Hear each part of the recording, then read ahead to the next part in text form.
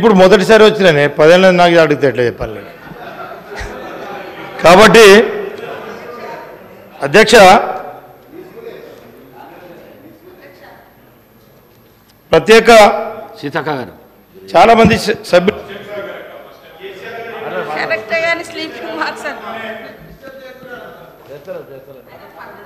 కాబట్టి ప్రత్యేక తెలంగాణ రాష్ట్రం సాధనకు ముందు అభివృద్ధికి అమలులో ఉన్న ఎస్సీ ఎస్టీ బీసీ మైనారిటీ వర్గాలకు కేసీఆర్ గారి నాయకత్వంలో 10 ఏళ్ల పాలనలో ఎన్నో అభివృద్ధి సంక్షేమ పథకాలు అమలుతో బాసటగా నిలిచింది. రాష్ట్రంలో 1047 ఎస్సీ ఎస్టీ బీసీ మైనారిటీ గురుకులాలను ఏర్పాటు చేశారు. 6,70,000 ఎకరాల పోడు భూముల పట్టాలు పంపిణీ చేసి వాటితో పాటు బ్యాంకులో రుణాలు పొందే అవకాశాన్ని కల్పించారు. వాటితో పాటు రైతు బంధు పథకాన్ని అమలు చేశారు. రైతు బీమా పథకం, అదేవిధంగా ఏదైతే రుణాలు మాఫీ కూడా చేసినటువంటి మహానాయుడు కేసీఆర్ గారు. అదేవిధంగా ఏదైతే గతంలో 6,70,000 పోడు భూముల పట్టాలు కేసీఆర్ గారు ఇచ్చారో మిగిలిన పోడు భూముల పట్టాలు ఎప్పటిలోగా ఇస్తారో ఈ సభ ద్వారా తెలియజేయాలని చెప్పేసి ఈ సభను కోరుతా ఉన్నాం. అదేవిధంగా రాష్ట్రంలో దాదాపు 4,380 గిరిజన తాండాలు గూడాలను కొత్త పంచాయతీలు ఏర్పాటు చేసి పక్కా గ్రామ పంచాయతీ భవనాలను నిర్మించి ఇచ్చినటువంటి మహానాయకుడు కేసీఆర్ గారు.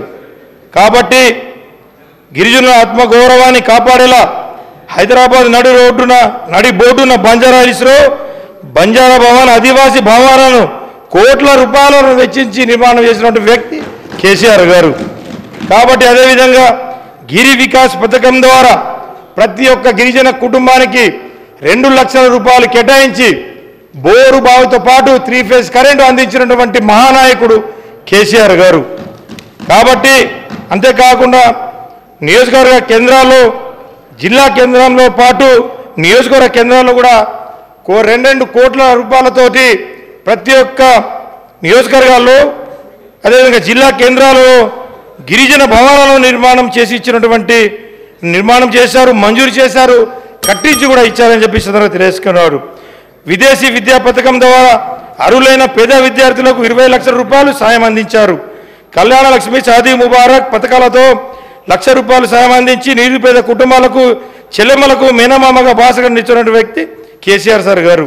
దేశ చరిత్రలో ఎక్కడ లేని విధంగా దళిత బంధు పథకాన్ని తెచ్చినటువంటి వ్యక్తి కేసీఆర్ గారు. కాబట్టి వీటితో పాటు నా నియోజకవర్గంలో అధ్యక్ష మరి ఆయన ఎట్లా మాట్లాడుతున్నాడు? మొత్తముగా గత ప్రభుత్వం ఏం అంటే కాంగ్రెస్ ప్రభుత్వం ఏం చేయలేదు, అప్పుడు ఇప్పుడు మొత్తం మేమే చేసినామని చెప్తున్నారు. ఆ సోదరుడు మొన్ననే టీఆర్ఎస్లో పోయిండు, అప్పటిదాకా కాంగ్రెస్లోనే ఉన్నాడు. అంటే కాంగ్రెస్ ప్రభుత్వం యొక్క కార్యక్రమాలు నచ్చాయి కదా అధ్యక్ష. ఈరోజు ఈ రాజ్యాంగం ద్వారా ఎస్టీ స్టేటస్ ఇచ్చిందే ఎస్సీ ఎస్టీలకు కాంగ్రెస్ ప్రభుత్వం అధ్యక్ష. అదేవిధంగా సోదరుడికి కూడా రిజర్వేషన్ రావడానికి ఆ రోజు 1976లో ఇందిరమ్మ గారు మరి తీసుకొచ్చినటువంటి రిజర్వేషన్ తోటే ఈరోజు సోదరుడు ఈరోజు ఎమ్మెల్యేగా ఇక్కడ రావడం జరిగింది. ఇంకొకటి గత ప్రభుత్వం మరి లోకల్ రిజర్వేషన్ కాంగ్రెస్ ప్రభుత్వం తీసేసిందనే విధంగా మాట్లాడారు. గతంలో జీవో నెంబర్ 3 తీసుకొచ్చి ఏజెన్సీ ప్రాంతాలలో ఐటీడీఎల ద్వారా వేలాది మందికి ఉద్యోగాలు ఇచ్చిన ఘనత కాంగ్రెస్ ప్రభుత్వంది. కానీ మీరు సరిగ్గా ఆర్గ్యుమెంట్ చేయక అది కోర్టులో పోయింది. మీరు ఇచ్చిన 10% రిజర్వేషన్ కూడా ఎలక్షన్స్ ముందు ఇచ్చారు, అది కూడా ఇవాళ కోర్టులోనే ఉంది సార్. కాబట్టి మాట్లాడేటప్పుడు కూడా కొంచెం ఆలోచించాలి. అదేవిధంగా పోడు భూముల చట్టం వందల సంవత్సరాలుగా అడవులలో బతుకుతున్నటువంటి అనగారిన ఆదివాసీ గిరిజన వర్గాలకు మరి పోడు భూముల చట్టం 2006 ద్వారా హక్కు కల్పించినటువంటి ఘనత శ్రీమతి సోనియా గాంధీ గారు యూపీఏ చైర్పర్సన్గా, అదేవిధంగా ఆనాటి ప్రధానమంత్రి మన్మోహన్ సింగ్ గారు సార్. కాబట్టి ఇంకా కొన్ని మైనార్టీల గురించి మేము వచ్చి 10 నెలలు అయింది, మీరు 10 సంవత్సరాలు అన్నారు. 12% రిజర్వేషన్ ఇస్తా అన్నారు, మరి 10 సంవత్సరాలైనా ఇవ్వలేదు. అది మీరు మాట్లాడాల్సిన అవసరం ఉంది సార్. అదే కాకుండా దళిత బంధు పేరుతోటి మోసం చేసినామన్నారు. ఇందులో ఆల్రెడీ 2,000 కోట్ల రూపాయలను ఈ సంవత్సరానికి గాను మరి పెట్టడం జరిగింది. కాబట్టి మేము ప్రవేశపెట్టినటువంటి బడ్జెట్ను కూడా చూసుకొని మాట్లాడితే బాగుంటుంది. అంటే ఓకే అన్న, నేనేం అనడం లేదు, కానీ మేము పెట్టినాం కదా, పెట్టిన వాటిని కూడా మీరు పెట్టలేదు, చేయలేదు అని కాకుండా మంచిని మంచి అనుండ్రి, చెడుని చెడు అనుండ్రి, పాలకు పాలు నీళ్ళకు నీళ్ళు, అంతేగాని అన్నీ ఏం లేదు అంటే మరి అది కూడా కరెక్ట్ కాదు. కాబట్టి మా సోదరుడు కరెక్ట్గా ఆదిలాబాద్ జిల్లాలోనే గత 10 సంవత్సరాలలో మీరు ఎన్ని వేల మంది గిరిజన నిరుద్యోగ యువకులకు ఉద్యోగాలు ఇచ్చిరో చెప్పండి, ఎంతమందికి ఎస్సీ ఎస్టీలకు ఇల్లు ఇచ్చిరో చెప్పండి, ఎన్ని వేల మందికి నీటి వసతి కల్పించిరో వ్యవసాయానికి చెప్పండి. అదేవిధంగా మైనార్టీలకు సంబంధించి కూడా రిజర్వేషన్లు, ఉద్యోగాలు, ఇండ్లు ఏమిచ్చిరో చెప్పండి. మేము 10 నెలలు కూడా కాదు, 8 నెలల్లో ఇప్పుడు మా బడ్జెట్లో అన్ని పెట్టడం జరిగింది. కాబట్టి ఇవన్నీ ఆలోచించి మాట్లాడాల్సిందిగా మా సోదరుని కోరుతా ఉన్నా అధ్యక్ష. అనిల్ జాదవ్ కన్క్లూడ్ చేయండి. అధ్యక్ష, ఏదైతే మంత్రి గారికి ధన్యవాదాలు. ఇప్పుడు మాట్లాడినటువంటి మంత్రి గారి వాళ్ళు కాంగ్రెస్లో ఉన్నారు, నేను అంతకుముందు కాంగ్రెస్లో ఉన్నా, కానీ నేను ఎమ్మెల్యే కాకముందు ఒక జడ్పీటీసీని, నేను జడ్పీటీసీ గెలిపించింది కూడా బీఆర్ఎస్ పార్టీ అని చెప్పేసి గుర్తుంచుకోవాలని చెప్పేసి ఈ సభ ద్వారా కోరుకుంటూ, ఇప్పుడు మాట్లాడినటువంటి మంత్రి గారి తల్లిదండ్రులకు కూడా RFL పట్టాలు ఇచ్చింది కేసీఆర్ గారు అని చెప్పేసి గుర్తుంచుకోవాలని చెప్పేసి సభ ద్వారా తెలియజేస్తున్నాం. అదేవిధంగా నా తల్లిదండ్రులు అంటుండ్రు, నా తల్లి తండ్రి 2006 అటవీ హక్కుల చట్టానికి అర్హులు. వాళ్ళు ఎక్కడ దానం తీసుకోవాలి. ఒక ఆదివాసీ బిడ్డలుగా పోడు కొట్టుకుంటే 10 ఎకరాల వరకు హక్కు సోనియమ్మ పెట్టినటువంటి చట్టం, దాని ప్రకారంగా వాళ్ళకు వచ్చింది. ఏది దానం రాలే. నా తండ్రి రెక్కలు ముక్కలు చేసుకొని అడవి కొట్టుకొని బతికే తండ్రి. ఈ రోజు కూడా మా నాన్న రోజు గుట్టకే పోతాడు సార్. నేను మంత్రినైనా ఎమ్మెల్యే అయినా రోజు అడవికి వెళ్ళి మా ఊర్లో పోయి ఎంక్వైరీ చేయండి. కాబట్టి ఏది ఉచితంగా రాలే, చట్ట ప్రకారం వచ్చినటువంటి హక్కు. కాబట్టి దానం ఇచ్చినాం అని మాట్లాడకండి, అది నా హక్కు. ఆదివాసీ బిడ్డగా కాంగ్రెస్ ప్రభుత్వం పెట్టినటువంటి హక్కు ప్రకారం నా తండ్రికి పోడు భూముల పట్టా హక్కు వచ్చింది. అది కూడా మీ ప్రభుత్వం వచ్చిన తర్వాత 10 ఏళ్ల తర్వాత ఎన్నికల ముందు మీరు తీసుకున్నారు. అప్పటిదాకా చాలామంది గిరిజనులకు పట్టాలు రాక ఇబ్బంది పడ్డ మాట వాస్తవము. కాబట్టి ఈరోజు కూడా మరి కాంగ్రెస్ ప్రభుత్వంలో మీరు రైతు బంధు తీసుకునేటోళ్ళు ఎమ్మెల్యేలు, మంత్రులు ఉన్నారు. అదేవిధంగా ఇంకా రకరకాల స్కీమ్స్ తీసుకుంటూ ఉన్నారు. అంటే ఒక ఆదివాసిని అయినందుకేనా సార్ పదే ఈ ఎమ్మెల్యే తల్లిదండ్రులకు ఇచ్చినామని చెప్తారు. అది నా హక్కు. నేను ఎమ్మెల్యే కాకముందు నుంచి కూడా నా తండ్రి నా తల్లి అడవిని ఆధారంగా చేసుకొని బతికే కుటుంబాలు మావి. కాబట్టి ఆ క్రమంలో వచ్చినటువంటి తప్ప అది పుణ్యానికి దానంగా రాలే. అందుకనే ఇంకోసారి ఇక్కడున్నటువంటి ఎమ్మెల్యేలు కూడా మాజీ మంత్రులు కూడా మరి ఈ రాష్ట్రంలో రైతు బంధు ఎందుకు తీసుకున్నారు? అది ప్రజలది. ఇంకా ఇది నా తండ్రి గుట్టను, చెట్టును, పుట్టను రెక్కలు ముక్కలు చేసుకొని కొట్టుకున్నాయి సార్. ఇది అడవి కొట్టుకున్నారు. అది ఆదివాసీ బిడ్డలుగా మాకు వచ్చినటువంటి సాంప్రదాయపు హక్కు సార్ అది. అనిల్ యాదవ్ గారు కన్క్లూడ్. అధ్యక్ష నేనేం దీన్ని తప్పు పట్టలే అధ్యక్ష. ఏదంటే అధ్యక్ష, గతంలో కేసీఆర్ గారు చిన్నవారైనా పెద్దవారైనా సమాన న్యాయం అని చెప్పి చేశారని చెప్పిన అధ్యక్ష. అప్పుడు ఉన్నటువంటి పత్రికలలో మంత్రి గారి తల్లిదండ్రులు కూడా ఇచ్చిందని చెప్పి ఒక పత్రికలో వచ్చిన వార్తనే నేను చెప్పిన తప్ప, సారీ అమ్మ, నేను మీదకు ఏదో తప్పు పట్టట్లేదు. ఏదో అది మన జన్మ హక్కు, ప్రతి ఒక్క గిరిజనులకు హక్కు. ఏదైతే పట్టాలు పొందాలని చెప్పేసి మన హక్కు, అది నేను మీకు ఇచ్చిన నేను అంటలేను. కాకపోతే ప్రతి ఒక్కడి యొక్క హక్కు కేసీఆర్ గారు ఆ రోజు కల్పించారని చెప్పేసి చెప్పానే తప్ప మిమ్మల్ని నేను తప్పు పట్టట్లేదు అని చెప్పేసి సమాధానంగా తెలియజేసుకుంటూ, అదేవిధంగా చాలా గ్రామాలలో చాలా గ్రామాలు మొన్ననే ముఖ్యమంత్రి గారు చెప్పారు, ప్రతి తండాలకు, ప్రతి గూడాలకు, ప్రతి వాడాలకు black top road, BT road నిర్మాణం చేసి ఇస్తామన్నారు. మరి నేను ఈ సభా దగ్గర ఒకటే అడుగుతా ఉన్నా, మరి గతంలో మంజూరైనటువంటి ఏదైతే ST SDF రోడ్లు ఏదైతే ఉన్నాయో అవన్నీ ఎందుకు క్యాన్సిల్ చేస్తూ ఉన్నారని చెప్పేసి ఈ సభ ద్వారా అడుగుతూ ఉన్నాం.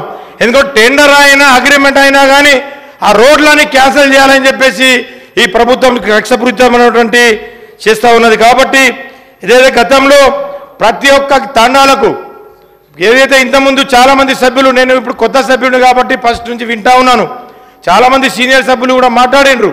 వాళ్ళు ఏమని చెప్పారు అధ్యక్ష అంటే, కేసీఆర్ గారు తండాలను గూడాలను గ్రామ పంచాయతీ చేసిండు కానీ భవనాలు నిర్మించలేదన్నారు. ఎక్కడ నిర్మించలేదు పోయి చూద్దాం, నా నియోజకవర్గం రండి, నేను ప్రతి ఒక్క దగ్గర మీకు చూపిస్తా, నేను ప్రతి దగ్గర పోయి తీసి చూపిస్తా మీకు. ఎక్కడ గ్రామ పంచాయతీలు నిర్మించలేదో, ఎక్కడ భవనాలు కట్టలేదో మీకు చూపిస్తా ఉన్నాం. ప్రతి దగ్గర కొత్త గ్రామ పంచాయతీలను కట్టించిండ్రన్న, ప్రతి ఒక్క గ్రామ పంచాయతీ కొత్త గ్రామ పంచాయతీ భవన నిర్మాణం చేసి ఇచ్చిండ్రు. ప్రతి ఒక్క గిరి వికాస్ పథకంలో ప్రతి ఒక్క కులం మతం అని తేడా లేకుండా ప్రతి గిరిజన కుటుంబానికి ప్రతి ఒక్క కుటుంబానికి 2 లక్షల రూపాయలు మంజూరు చేసి బోరు బావి నిర్మాణం చేసి బోరు కొట్టి 3 ఫేజ్ కరెంట్ అనేది తెలియదు మా గూడాలలో తాండాలలో అట్లాంటి 3 ఫేజ్ కరెంట్ ఇచ్చి 2 పంటల సౌలత కల్పించినటువంటి కేసీఆర్ గారు. కాబట్టి అదేవిధంగా అయితే గతంలో ఆర్ఎఫ్ఆర్ పట్టాలు ఇచ్చిండ్రు కానీ బ్యాంకులలో రుణాలు ఇవ్వకపోతుండే.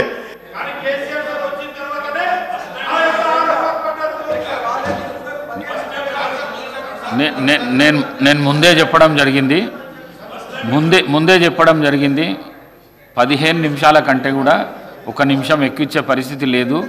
ఒకవేళ ఆ విధంగా చేస్తే మీకు చెప్పకుండానే మైక్ కట్ చేస్తే మీ గౌరవంకు భంగం కలిగినట్లుంటుంది.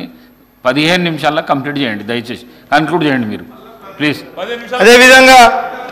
అదేవిధంగా ఏదైతే మీరు ఎన్నికల్లో చాలా హామీలు ఇచ్చారు, ఏదైతే మా గిరిజన ఆదివాసీ సోదరులు లంబాడా సోదరులకు ప్రతి ఒక్కరికి ఉద్యోగాలు ఇస్తామని చెప్పేసి ఎన్నికల్లో ప్రతి గూడలో తండాలో చెప్పినారు. మా విద్యార్థులు మిమ్మల్ని నమ్మిండ్రు, మా యువకులు మిమ్మల్ని నమ్మిండ్రు. మరి ఆ జాబ్ క్యాలెండర్ ఎప్పుడు ఇస్తారు, ఎన్ని ఉద్యోగాలు ఇస్తారు, ఎప్పుడు ఇస్తారు అనేది ఈ సభ ద్వారా ఖచ్చితంగా తెలియజేయాలని చెప్పేసి ఈ సందర్భంగా ఇప్పుడు అంటా ఉన్నారు, అరే ఇప్పటివరకు ఏం పోస్టులు లేవు ఏం లేవు అని చెప్పేసి. కాబట్టి వీటితో పాటు అదేవిధంగా చాలామంది తెల్ల రేషన్ కార్డులు మా వాళ్ళకి గిరిజనులకు లేవు. మా యొక్క గిరిజన సోదరులకు తెల్ల రేషన్ కార్డులు ఇవ్వాలి, అదేవిధంగా పెన్షన్లు ఇవ్వాలి. ఇంకా చాలా విషయాలకు వస్తే ఈ స్కీమ్లన్నీ ముందుకు తీసుకోవాలి. ఇంకొక విషయం అధ్యక్ష, ముఖ్యంగా కొన్ని సమస్యలు నా నియోజకవర్గ ప్రజలు నా మీద ఎంతో భారము మోపి ఈ యొక్క అసెంబ్లీకి పంపడం జరిగింది. కాబట్టి నా నియోజకవర్గం తరఫున కూడా నేను 2 విషయాలు ఈ యొక్క సమస్యలు కొన్ని చెప్తా ఉన్నా అధ్యక్ష.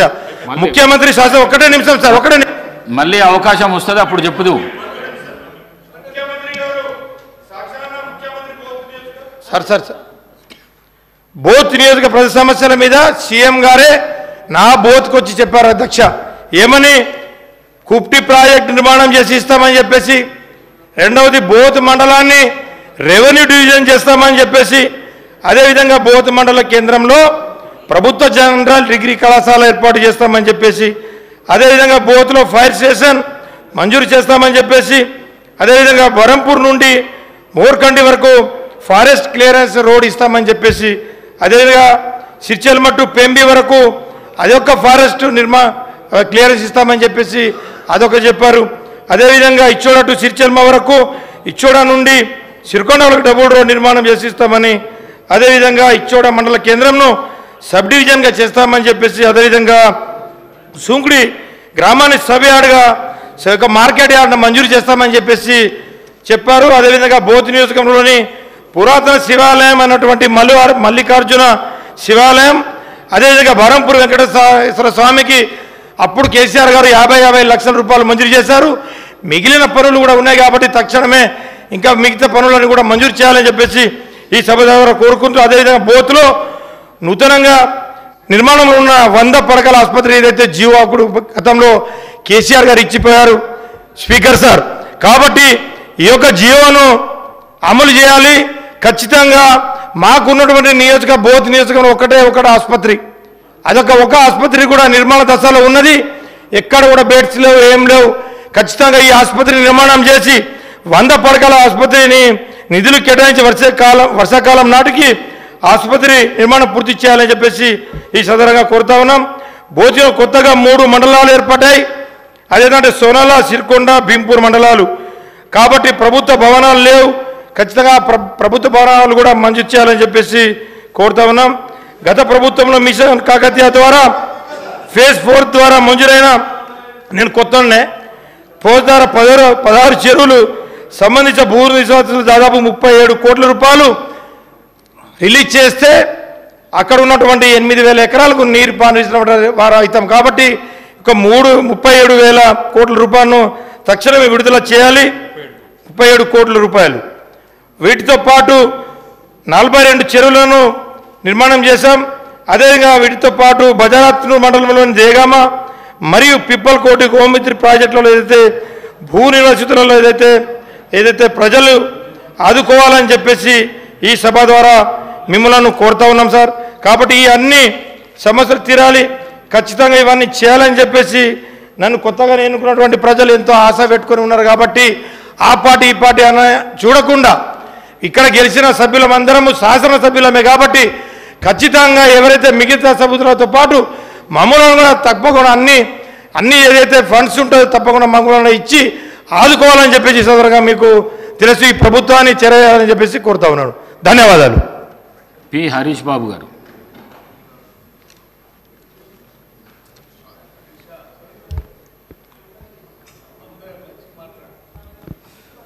అధ్యక్ష, నేను ఇవాళ మాట్లాడాలనుకున్న పద్దులు ఒకటి సివిల్ సప్లైజు, తర్వాత irrigation and command area development. రెండు కూడా మంత్రి గారు ఉత్తమ్ కుమార్ రెడ్డి గారి వద్దే ఉన్నాయి. ముందుగా ఎక్కువ సివిల్ సప్లైస్ విషయంలో నేను ఎక్కువ టైం తీసుకోను. ఒక్కటే క్లారిఫికేషన్ కోసం నేను మాట్లాడతా. గతంలో ఇదే శాసనసభలో ఓట్ ఆన్ అకౌంట్ బడ్జెట్ సందర్భంగా ఆ రోజు మంత్రి గారు మాట్లాడుతూ సివిల్ సప్లైస్ కార్పొరేషన్ ఏదైతే ఉందో సివిల్ సప్లైస్ కార్పొరేషన్కి రైస్ మిల్లర్స్ 53,000 కోట్ల రూపాయలు బకాయి పడ్డారు అని చెప్పడం జరిగింది.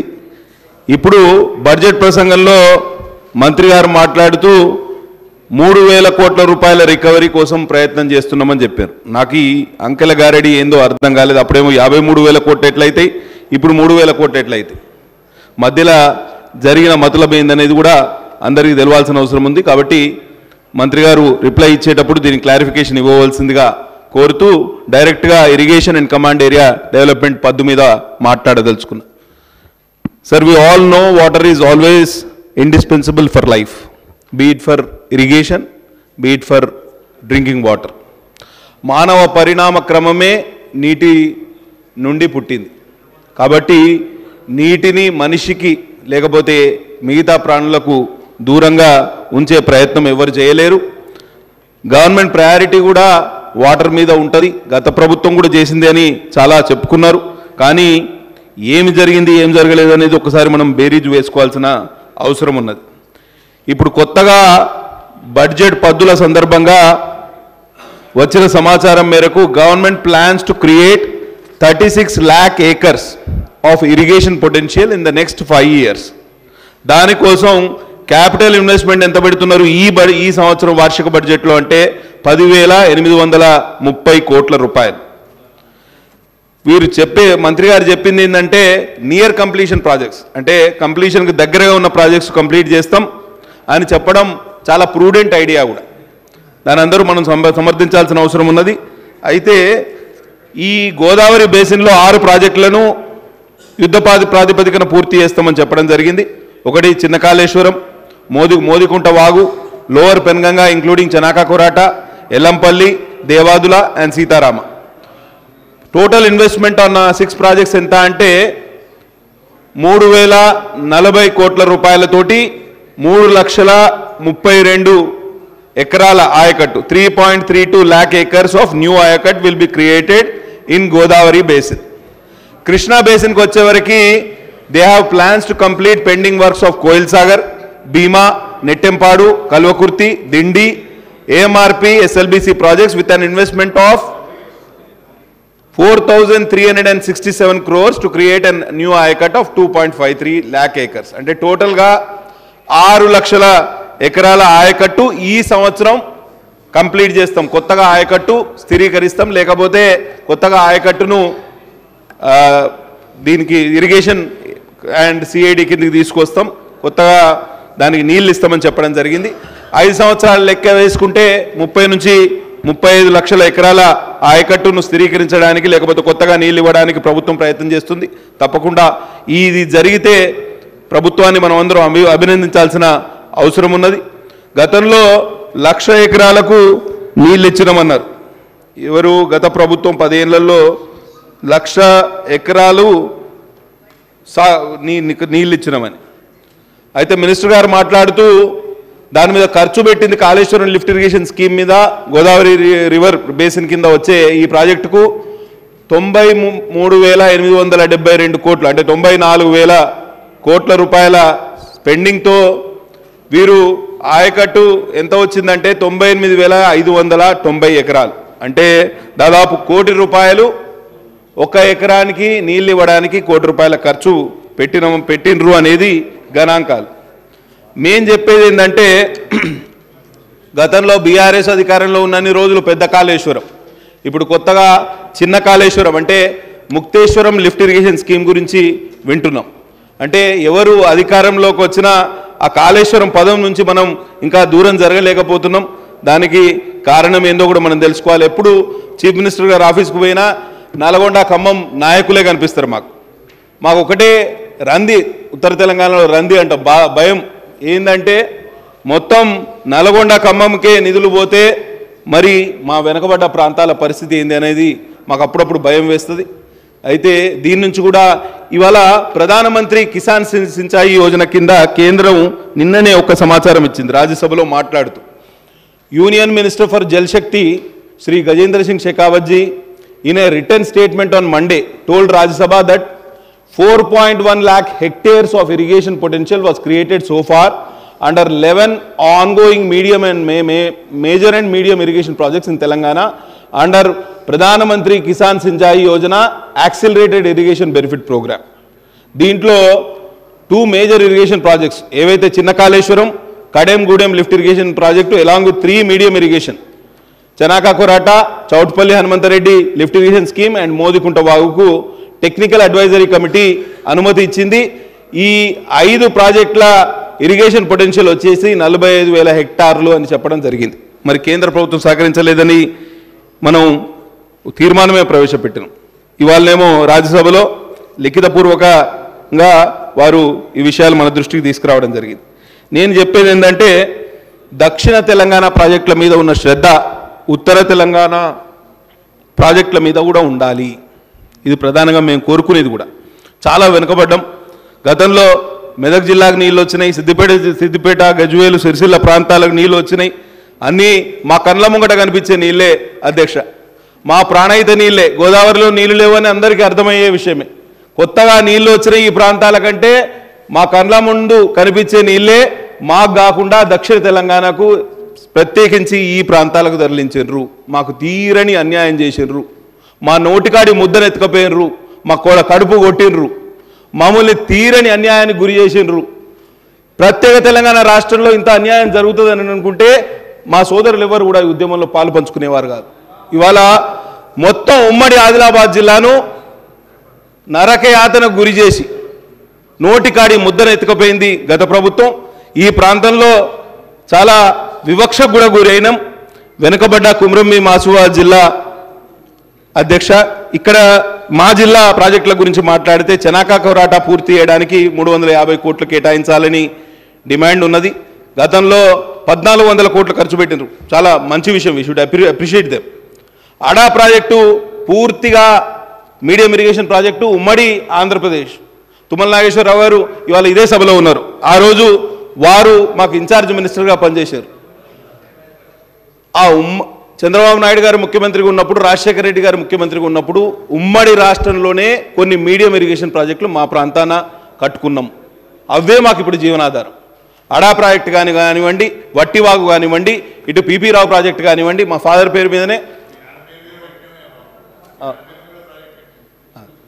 ఇప్పుడు ఆ ప్రాజెక్టు పరిస్థితి, పిపి రావు ప్రాజెక్టు పరిస్థితి ఎంత అంటే 11,000 ఎకరాలకు ఆయకట్టుకు నీళ్ళు ఇవ్వాల్సిన ప్రాజెక్ట్ ఇవాళ 1,100 ఎకరాలకు కూడా ఆయకట్టుకు నీళ్ళు ఇస్తలేదు. దాని మొత్తం సిల్ట్తో నిండిపోయింది, పూడిక తీయాలి, దాని కెనాల్స్ అన్నీ రిపేర్ చేయాలి. ఈ 20 సంవత్సరాల్లో 20 రూపాయల ఖర్చు కూడా పెట్టలేదు ఏ ప్రభుత్వం కూడా.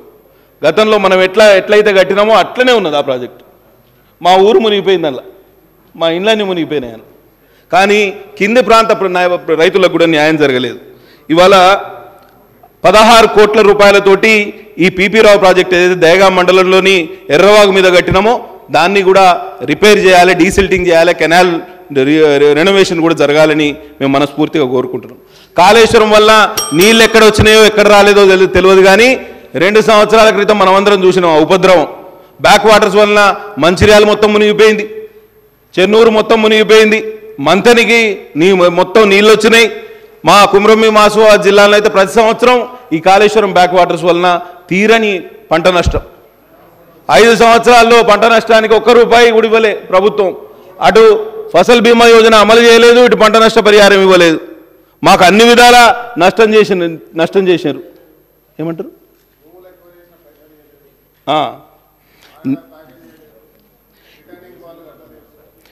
నేను ఒక్కటే కోరుతున్నా మంత్రి గారిని, మీకు ఈ ప్రాంతం మీద పూర్తి అవగాహన ఉన్నది. ఇరిగేషన్ మంత్రి వర్యులకి గతంలో తుమ్మిడేటి ప్రాంతానికి కూడా వచ్చిండ్రు, వారు అక్కడ సారాన్ని సమర్పించారు. నీళ్లు తుమ్మిడేటి వద్ద నీళ్లు లేవు అని ఎవరైనా చెప్తే అంతకన్నా అన్యాయం ఇంకోటి ఉండదు. ఈ సంవత్సరం ఇప్పటికే 300 టీఎంసీలు ఆ తుమ్మిడేటి వద్ద దగ్గర నుంచి కింద కాళేశ్వరం వరకు పోయినాయి. 300 టీఎంసీలు. ఒక సంవత్సరం అయితే 7 సంవత్సరాల క్రితం ఒక సంవత్సరం విపరీతంగా వరదలు వస్తే 3,000 టీఎంసీల నీళ్లు కూడా అక్కడ ఉండే. ఎవరన్నా ఇక్కడ తుమ్మిడేటి దగ్గర నీళ్లు లేవు అని అంటే కేవలం అది మోసపూరితమైన ఆలోచన తప్పించి దాంట్లో నిజాయితీ లేదు అని.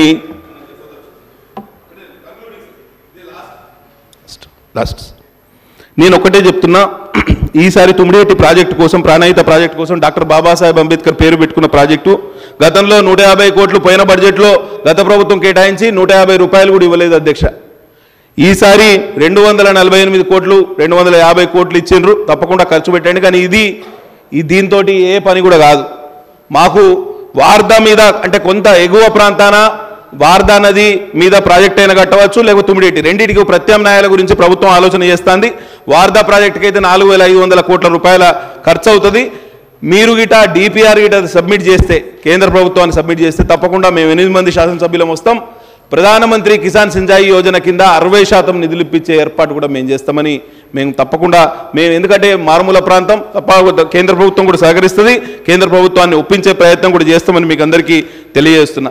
ఇది లాస్ట్ కన్క్లూడింగ్ ఒకటే వర్డ్ సార్.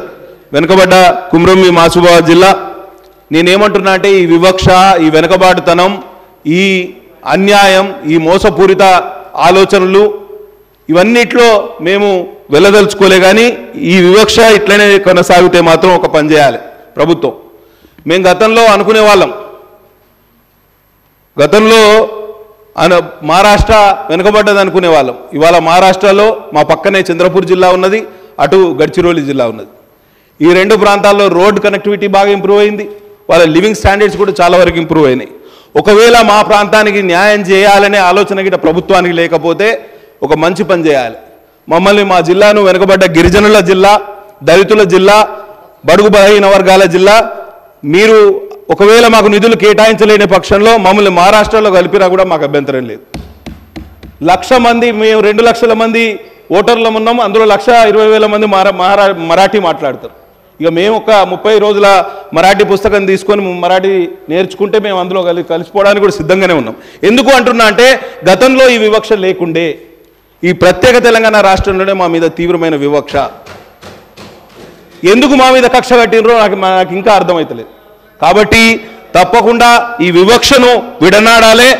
రోడ్ కనెక్టివిటీ కూడా చాలా పూర్గా ఉంది, దాని విషయంలో ఇంకోసారి మాట్లాడడానికి అవకాశం వస్తుంది. కానీ నిధులు ఒక్కటి మాత్రం నిజం నేను చెప్పేది, ఒకవేళ ప్రభుత్వం ఉమ్మడి ఆదిలాబాద్ జిల్లా మీడియం అండ్ మేజర్ ఇరిగేషన్ ప్రాజెక్టుల మీద ఒక రివ్యూ మీటింగ్ పెట్టాలి మా మంత్రి గారు. తప్పకుండా మేమందరం వస్తాం, దాని మీద సానుకూలంగా చర్చిద్దాం.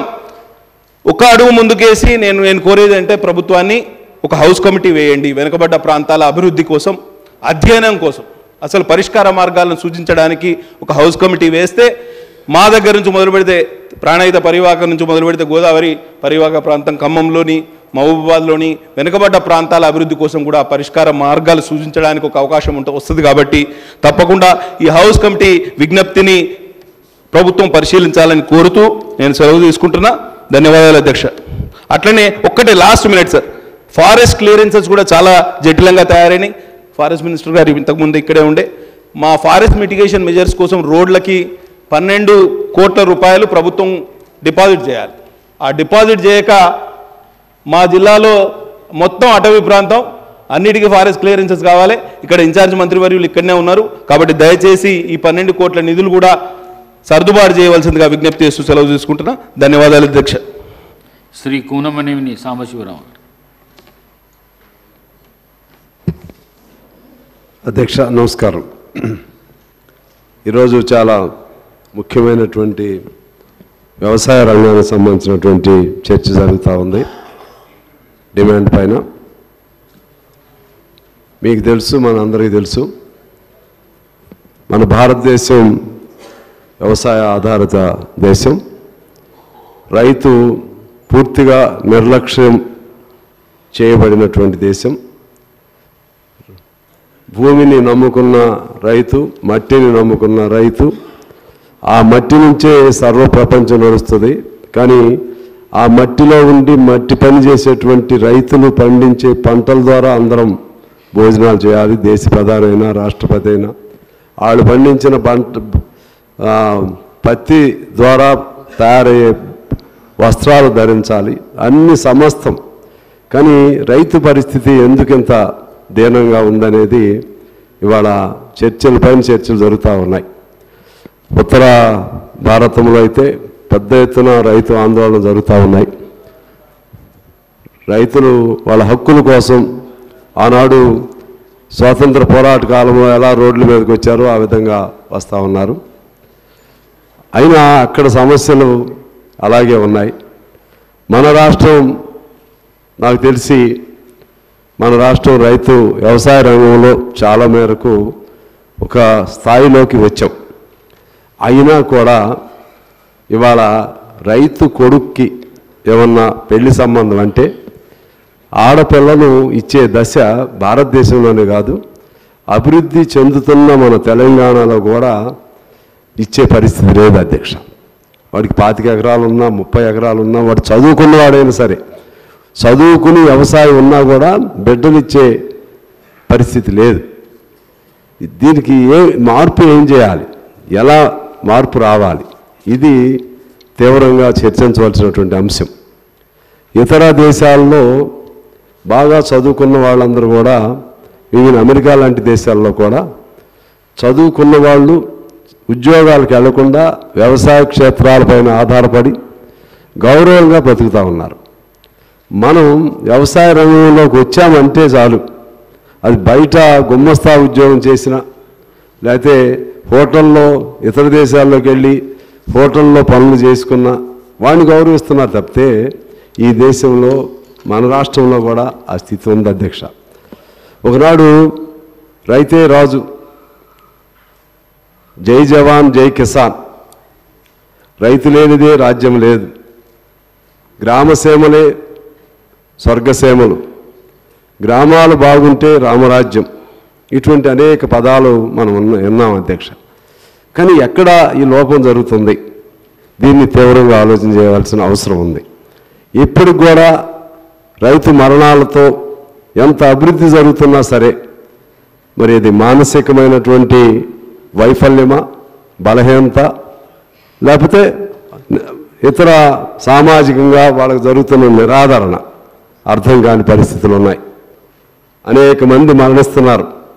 దాదాపు భారతదేశంలో 2014 నుండి 2020 వరకు 11 లక్షల మంది రైతులు ఆత్మహత్యలు చేసుకున్నారు. మన సగటున రోజుకు 30 మంది రైతులు ఆత్మహత్యలు చేసుకుంటా ఉన్నారు. అంటే ప్రకృతి వైపరీత్యం వచ్చినా ఏది వచ్చినా సరే మొదటి దెబ్బ ఎవరి మీద పడుతుందంటే అది ఎండలు కానీ వర్షాలు కానీ ఇంకేదైనా కానీ మొదటి దెబ్బ రైతు మీద పడుతుంది. వ్యవసాయం పండకపోతే రైతుకి దెబ్బతింటాడు, కానీ ఉద్యోగస్తులకు జీతభత్యాలు వస్తాయి. ఇది ఒక వైచిత్రం, ఒక విచిత్రమైనటువంటి ఒక సంఘర్షణ. సమాజంలో 2 భాగాలుగా విడిపోయి ఉన్నటువంటి పరిస్థితి. రైతాంగం ఒక భాగం, రైతులపైన ఆధారపడిన వ్యవసాయ కూలీలతో కలిపి అది ఒక భాగం, మరొక భాగం మరొక సమాజం. దీని నుంచి ఎలా బయటకు వేయాలనేది సీరియస్గా ఆలోచించవలసిన అవసరం ఉంది. నేను మీ ద్వారా కోరుతున్నాను, వ్యవసాయ రంగాన్ని ఒక పరిశ్రమగా భావించాలి. వ్యవసాయ రంగాన్ని పరిశ్రమగా భావించాలి. పరిశ్రమకు ఏ విధంగా రాయితీలు ఇస్తున్నారో ఆ రాయితీలన్నీ వ్యవసాయ రంగానికి ఇవ్వాలి అధ్యక్ష. అలాగే వ్యవసాయ రంగానికి సంబంధించి ఒక ప్రత్యేక బడ్జెట్ని ప్రవేశపెట్టాలి. ఆ విధంగా వ్యవసాయ రంగానికి అత్యంత ప్రాధాన్యత ఇవ్వాల్సిన అవసరం ఉంది. అలాగే ఇవాళ రైతు బంధు కానీ, రుణమాఫీ, అలాగే పంటల రైతు బీమా, ఈ మూడిటి వలన కొంతమేరకు మన తెలంగాణలో సరే అది బీఆర్ఎస్ మొదలుపెట్టినా దాన్ని మరింత పరిపుష్టి చేసే విధంగా ఇప్పుడు ప్రభుత్వం కూడా చర్యలు చేపడుతుంది. అది ఎవరు మంచి పని చేసినా దాన్ని మంచి అనాల్సిందే. దాన్ని ఇంకొద్దిగా అడ్వాన్స్డ్గా తీసుకెళ్ళడానికి మన ప్రభుత్వం కూడా ప్రయత్నం చేస్తుంది. వాటిని జాగ్రత్తగా అందరికీ అందే విధంగా అసంతృప్తి లేకుండా చేయటం ఒక భాగం. రెండోది ప్రధానంగా స్వామినాథన్ కమిషన్ కేంద్ర ప్రభుత్వమే ఏర్పాటు చేయడం జరిగింది అధ్యక్ష. కేంద్ర ప్రభుత్వం ఏర్పాటు చేసిన స్వామినాథన్ కమిషన్ ఆయనకి అన్ని అవార్డ్స్ రివార్డ్స్ అన్నీ ఇస్తారు. ఆయన చేసిన రికమెండేషన్ మాత్రం పాటించరు. ఆయన ఏం చెప్పారు, ఆయన పండిన వ్యవసాయానికి ఎకరాకి నువ్వు పెట్టిన పెట్టుబడికి 1.5% కలిపి ఇవ్వండి, అదనంగా ఇంకా మనం 10,000 పెడితే ఇంకొక 5,000 అది ఇవ్వటానికి కూడా ఒప్పుకోలేదు. అదే పెద్ద ఉద్యమానికి దారితీసింది అక్కడ. అందువలన నేను మన రాష్ట్ర ప్రభుత్వాన్ని కోరుతా ఉన్నాను. సరే ఇప్పటికే చాలా బడ్జెట్లో 4వ వంతు దాదాపు ఏ రంగమైనా కానీ, ఇరిగేషన్ కానీ, లేకపోతే హార్టికల్చర్ కానీ, లేకుంటే ఇతర అగ్రికల్చరల్ అలైడ్ సెక్టార్స్లో కానీ ఏదైనా కానీ 72,000 కోట్లు పెట్టారు. చాలా సంతోషం. దీన్ని ఇంకా మరింతగా ఎఫెక్టివ్గా ఇది మా తుమ్మల గారు వ్యవసాయం అంటే ఆయనకి పంచి ప్రాణం. ఆయన ఊరు వెళితే ఆయన వ్యవసాయ తోటలోనే ఉంటాడు. మంచి శాఖ ఆయనకు వచ్చింది. అదృష్టవంతుడు అంటే ఆయనకు మంత్రి పదవి కాదు, రైతులకు సేవ చేయటానికి మంచి అవకాశం వచ్చింది. ఇది పామ్ ఆయిల్ కానీ, హార్టికల్చర్ కానీ, ఇట్లా డిపెండబుల్ లేకపోతే అంతర్లీనంగా ఇంట్రా కల్టివేషన్ వైపు కూడా ప్లాన్ చేయాల్సినటువంటి అవసరం ఉంది. అలాగే ఇరిగేషన్ సంబంధించి మనం అనేక సంవత్సరాల నుంచి అనేక ఖర్చులు పెడుతున్నాం, వేల కోట్లు పెడుతున్నాం, కానీ ఆ ఇరిగేషను అందట్లేదు అధ్యక్ష.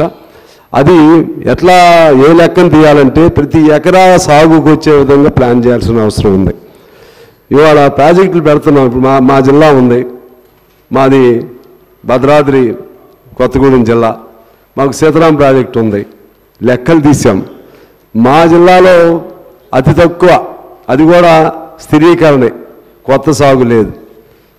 ఇప్పుడు మన మిత్రుడు మాట్లాడినట్టుగా ఇక్కడే మాది వివక్షతని మేము అనలేము.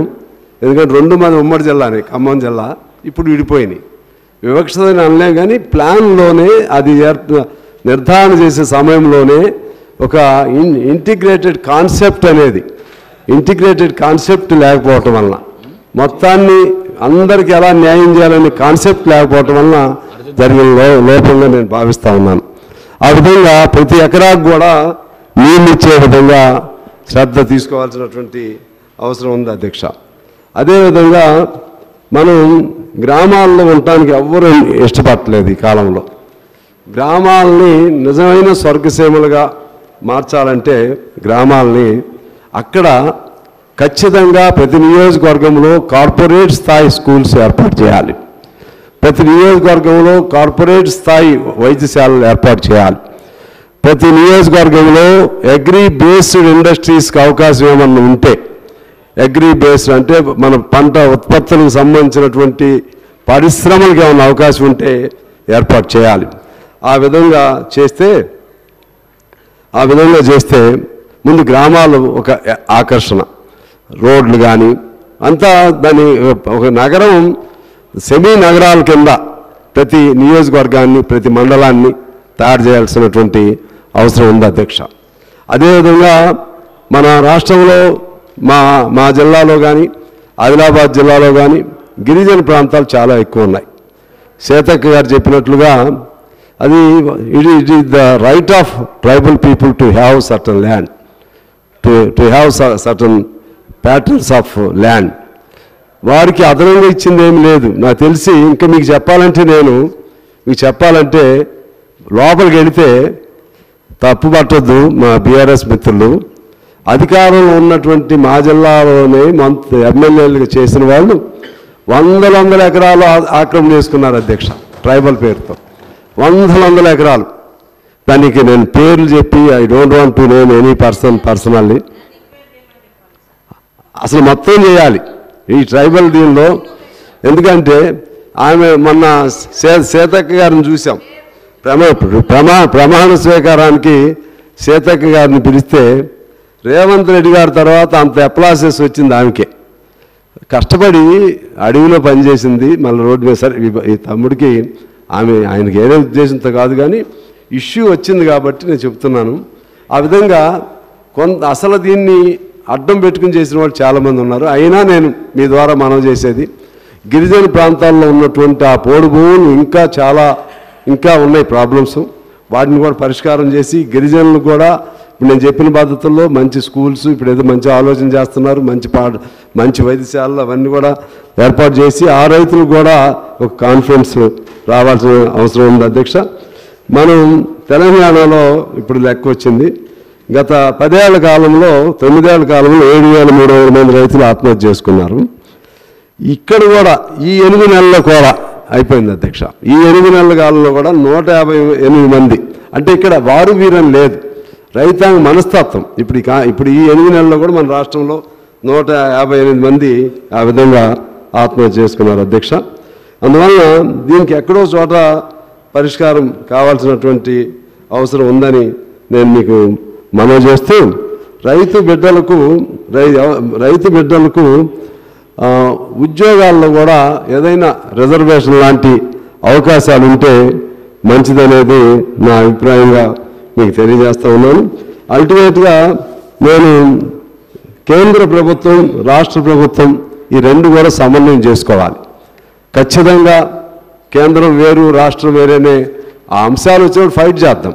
ఫసల్ బీమా కానీ లేకపోతే ఇతర అంశాలు కానీ కేంద్ర నిధులను కూడా మన నిధులను జోడించి ఆ విధంగా చేయాలి. ఎందుకంటే రైతు బీమా చూస్తున్నాం, నేను మొన్న కూడా చెప్పాను, పేరుకు రైతు బీమా నుంచి బెనిఫిట్ అయినటువంటి ఒక రైతును కూడా నేను ఇంతవరకు చూడలేదు అధ్యక్ష. మా ప్రాంతంలో అవి నష్టాలు జరుగుతున్నాయి, వరదలు వస్తున్నాయి, ఇంకేదో పోతుంది, ఏదో నెపం చెప్తారు.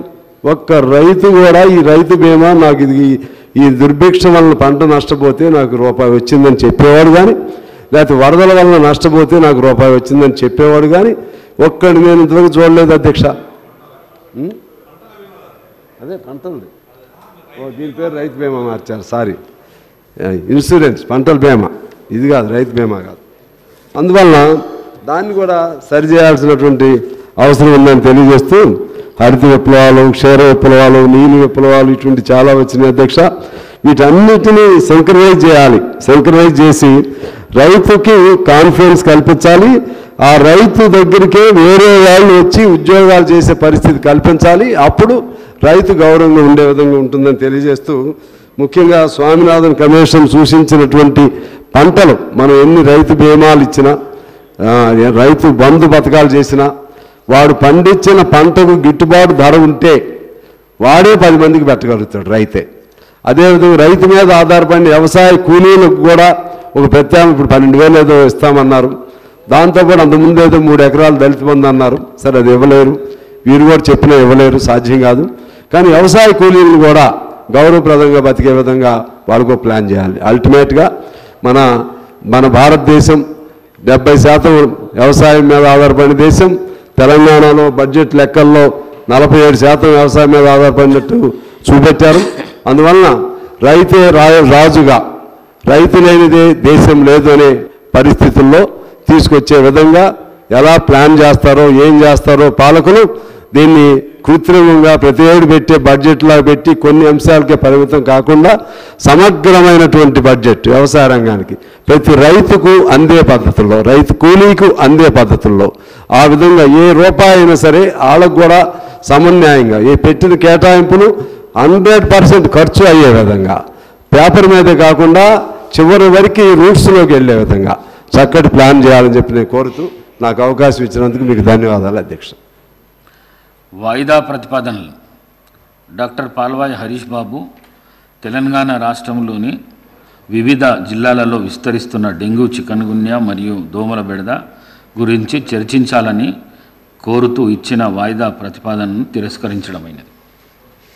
శ్రీ కూనమనేని సాంబశివరావు గారు గత 3 విద్యా సంవత్సరాల నుండి ఫీజు రియంబర్స్మెంట్ను విడుదల చేయలేకపోవడం ద్వారా విద్యార్థులు మరియు కళాశాల యజమానులు ఎదుర్కొంటున్న సమస్యలను గురించి చర్చించాలని కోరుతూ ఇచ్చిన వాయిదా ప్రతిపాదనను తిరస్కరించడమైనది. ప్రకటన.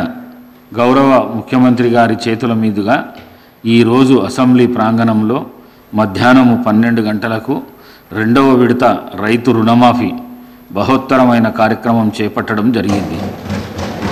ఈ కార్యక్రమంలో గౌరవ సభ్యులంతా పాల్గొనవలసిందిగా విజ్ఞప్తి చేస్తున్నాను. గౌరవ సభ్యులు ఈ బహోత్తర రైతు రుణమాఫీ 2వ విడత కార్యక్రమంలో పాల్గొనడానికి వీలుగా సభను 30 నిమిషాలు వాయిదా వేస్తున్నాను.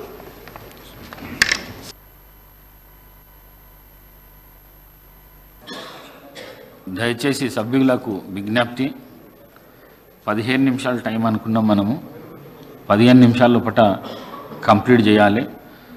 సభ గౌరవ మర్యాదలను కాపాడాలని చెప్పేసి మరొక్కసారి సభ్యులకు విజ్ఞప్తి చేస్తూ శ్రీ అనిల్ జాదవ్ గారు.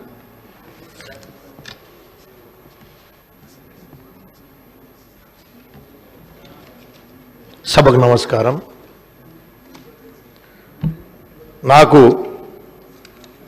మొదటిసారి శాసనసభలో అడుగుపెట్టే అవకాశం కల్పించిన మా అధినేత కేసీఆర్ గారికి, నన్ను గెలిపించి పంపించిన నా నియోజకవర్గ ప్రజలందరికీ, మరియు మొదటిసారి మాట్లాడే అవకాశం కల్పించిన గౌరవ స్పీకర్ గారికి నా హృదయపూర్వక కృతజ్ఞత తెలియజేసుకుంటూ, అధ్యక్ష, దశాబ్ద తెలంగాణ రాష్ట్ర ఏర్పాటు కలను సాకారం చేసి బంగారు తెలంగాణ సాధనే లక్ష్యంగా ఎన్నో అభివృద్ధి సంక్షేమ కార్యక్రమాలను మా ప్రభుత్వం అమలు చేసింది. కానీ అధికార దాహంతో మోసపూరిత హామీలతో కాంగ్రెస్ ప్రభుత్వం అధికారంలోకి వచ్చింది. అధ్యక్ష, విషయం ఏమిటంటే, ఇవన్నీ చెప్పాలంటే మా సమస్యలు చెప్పుకోవడానికి ఎవరి దగ్గర పోవాలో కూడా అర్థం కాని పరిస్థితి. ఎందుకంటే ఎస్సీ ఎస్టీ మైనారిటీ శాఖలకు మంత్రులు లేకపోవడం, మా వెనుకబడిన కులాలపై ఈ కాంగ్రెస్ ప్రభుత్వానికి చిత్తశుద్ధి ఎంత ఉందో రాష్ట్ర ప్రభుత్వానికి అర్థమవుతుంది, ప్రజలకు అర్థమవుతుంది. అధ్యక్ష, Chevella SC ST డిక్లరేషన్లో Congress party ఎన్నో హామీలను ప్రకటించింది. కానీ ప్రస్తుత బడ్జెట్లో కేటాయింపులు చూస్తే ఏ ఒక్క హామీ కూడా అమలు అయ్యే పరిస్థితి కనిపిస్తలేదు. మేము దళిత బంధు పేరుతో రాష్ట్రంలోని 40,000 మంది దళిత కుటుంబాలకు 10 లక్షల రూపాయల చొప్పున అధిక సాయం అందిస్తే, కాంగ్రెస్ పార్టీ దానిని అంబేద్కర్ అభయహస్తం పేరుతో దళిత గిరిజనులకు 12 లక్షల రూపాయలు ఆర్థిక సాయం అందిస్తామని చెప్పి బడ్జెట్లో మాత్రం కేటాయింపులు చేయకుండా మోసం చేసింది. అధ్యక్ష, విద్యా జ్యోతుల పథకం పేరుతో 10వ తరగతి పాస్ అయిన విద్యార్థులకు 10,000 రూపాయలు, ఇంటర్ పాస్ అయిన విద్యార్థులకు 15,000 రూపాయలు, డిగ్రీ పాస్ అయిన విద్యార్థులకు 25,000 రూపాయలు, పీజీ పాస్ అయిన విద్యార్థులకు 1,00,000 రూపాయలు, పిహెచ్డి పాస్ అయిన విద్యార్థులకు 5 లక్షల రూపాయలు అందిస్తామని చెప్పి కేటాయింపులు మాత్రం చేయలేదు. ఈ పథకాలను ఎప్పుడు ఏ విధంగా అమలు చేస్తారో ప్రభుత్వాన్ని మీ ద్వారా కోరుతా ఉన్నాం. అదేవిధంగా మా అక్క చెల్లెలకు 18 సంవత్సరాలు పైబడి చదువుతున్న వాళ్లకు ఎన్నికల్లో చెప్పిన ఎలక్ట్రికల్ స్కూటర్స్ కూడా ఎప్పుడు ఇస్తారో ఈ సభ ద్వారా తేలాలని చెప్పేసి కోరుతా ఉన్నాం. అదేవిధంగా సంత్ సేవాలాల్ లంబాడా కార్పొరేషన్, తుకారాం ఆదివాసీ కార్పొరేషన్, ఎరుకుల కార్పొరేషన్ ఏర్పాటు చేసి ఏటా 500 కోట్ల నిధులు ఇస్తామని చెప్పి ఇవ్వలేదు. సమ్మక్క సారక గిరిజన గ్రామీణ అభివృద్ధి పథకం పేరుతో గుడాలకు తండాలకు ఏటా ప్రతి గ్రామ పంచాయతీకి 25 లక్షల చొప్పున ఇస్తామని చెప్పి నిధులు మాత్రం కేటాయించలేదు. మైదాన ప్రాంత ఎస్టీల కోసం నల్గొండ, మహబూబాబాద్, ఖమ్మం, నిజామాబాద్, మహబూబ్ నగర్ జిల్లాలో కొత్త 5 ఐటీడీలు ఏర్పాటు చేస్తామన్నారు. వాటితో పాటు ప్రతి జిల్లాలో కొత్త జిల్లాలు ఏదైతే అయినాయో అక్కడ ఐటీడీలు ఏర్పాటు చేస్తే బాగుంటుందని చెప్పేసి ప్రభుత్వాన్ని డిమాండ్ చేస్తూ ఉన్నాం. అన్ని ఐటీడీ కేంద్రాల్లో సూపర్ స్పెషాలిటీ ఆసుపత్రులు ఏర్పాటు చేస్తామన్నాయి. ఎన్నికల్లో ఇచ్చిన హామీలను ఎప్పటిలోగా చేస్తారో కోరుతా ఉన్నాం.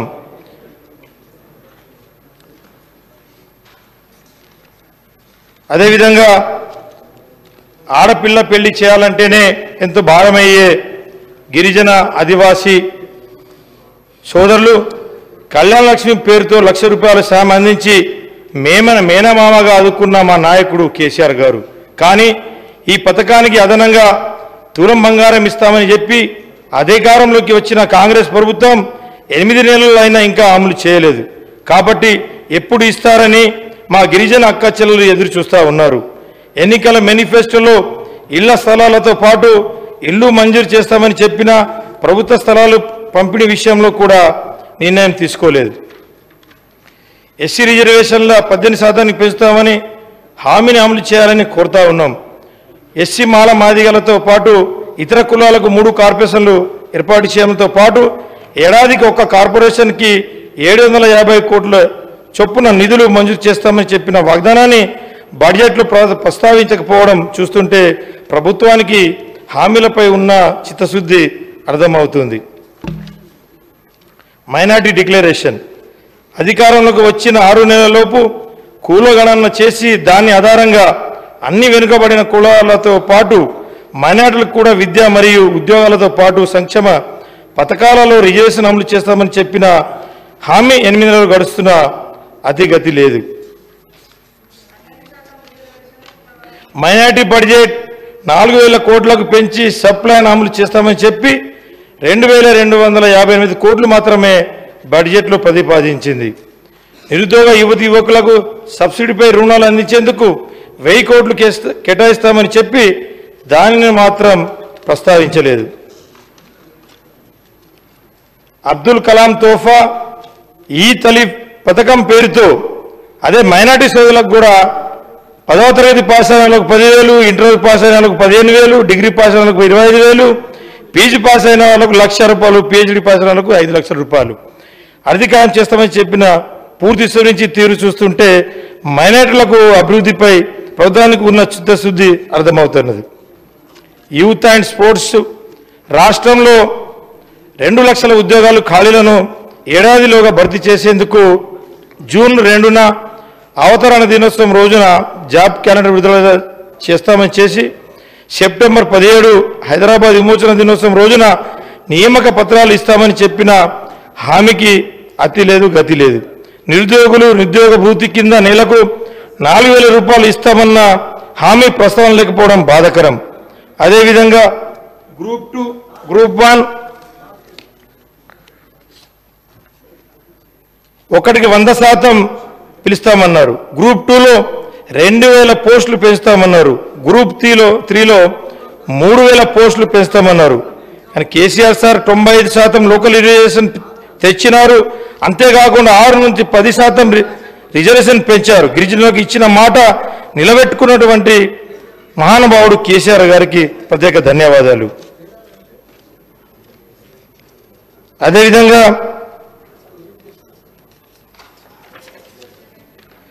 క్రీడలకు ప్రోత్సహించేందుకు ప్రభుత్వం ప్రైవేట్ పాఠశాలలో ఆటలను తప్పని సరిగా చేస్తూ సౌకర్యాలు ఉండేలా చర్యలు తీసుకోవాలి. రాష్ట్రంలో స్పోర్ట్స్ స్కూల్స్లో స్టాఫ్ మరియు కోచ్ల కొరత విద్యార్థుల చాలా నష్టపోతూ ఉన్నారు. రాష్ట్రంలోని అన్ని నియోజకవర్గ కేంద్రాల్లో స్టేడియం నిర్మించాలని చెప్పేసి ఈ సభ ద్వారా కోరుతా ఉన్నాం.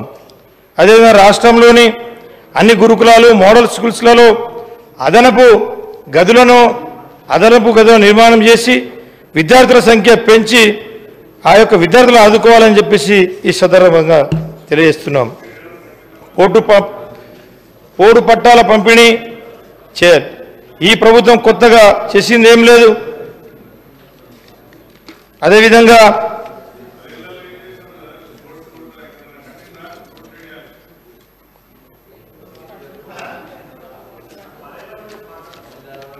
నేను ఇప్పుడు మొదటిసారి వచ్చినానే 10 ఏళ్ళ నాకు అడిగితే ఎట్లా చెప్పాలి. కాబట్టి అధ్యక్ష ప్రత్యేక సీతక్క గారు చాలా మంది సభ్యులు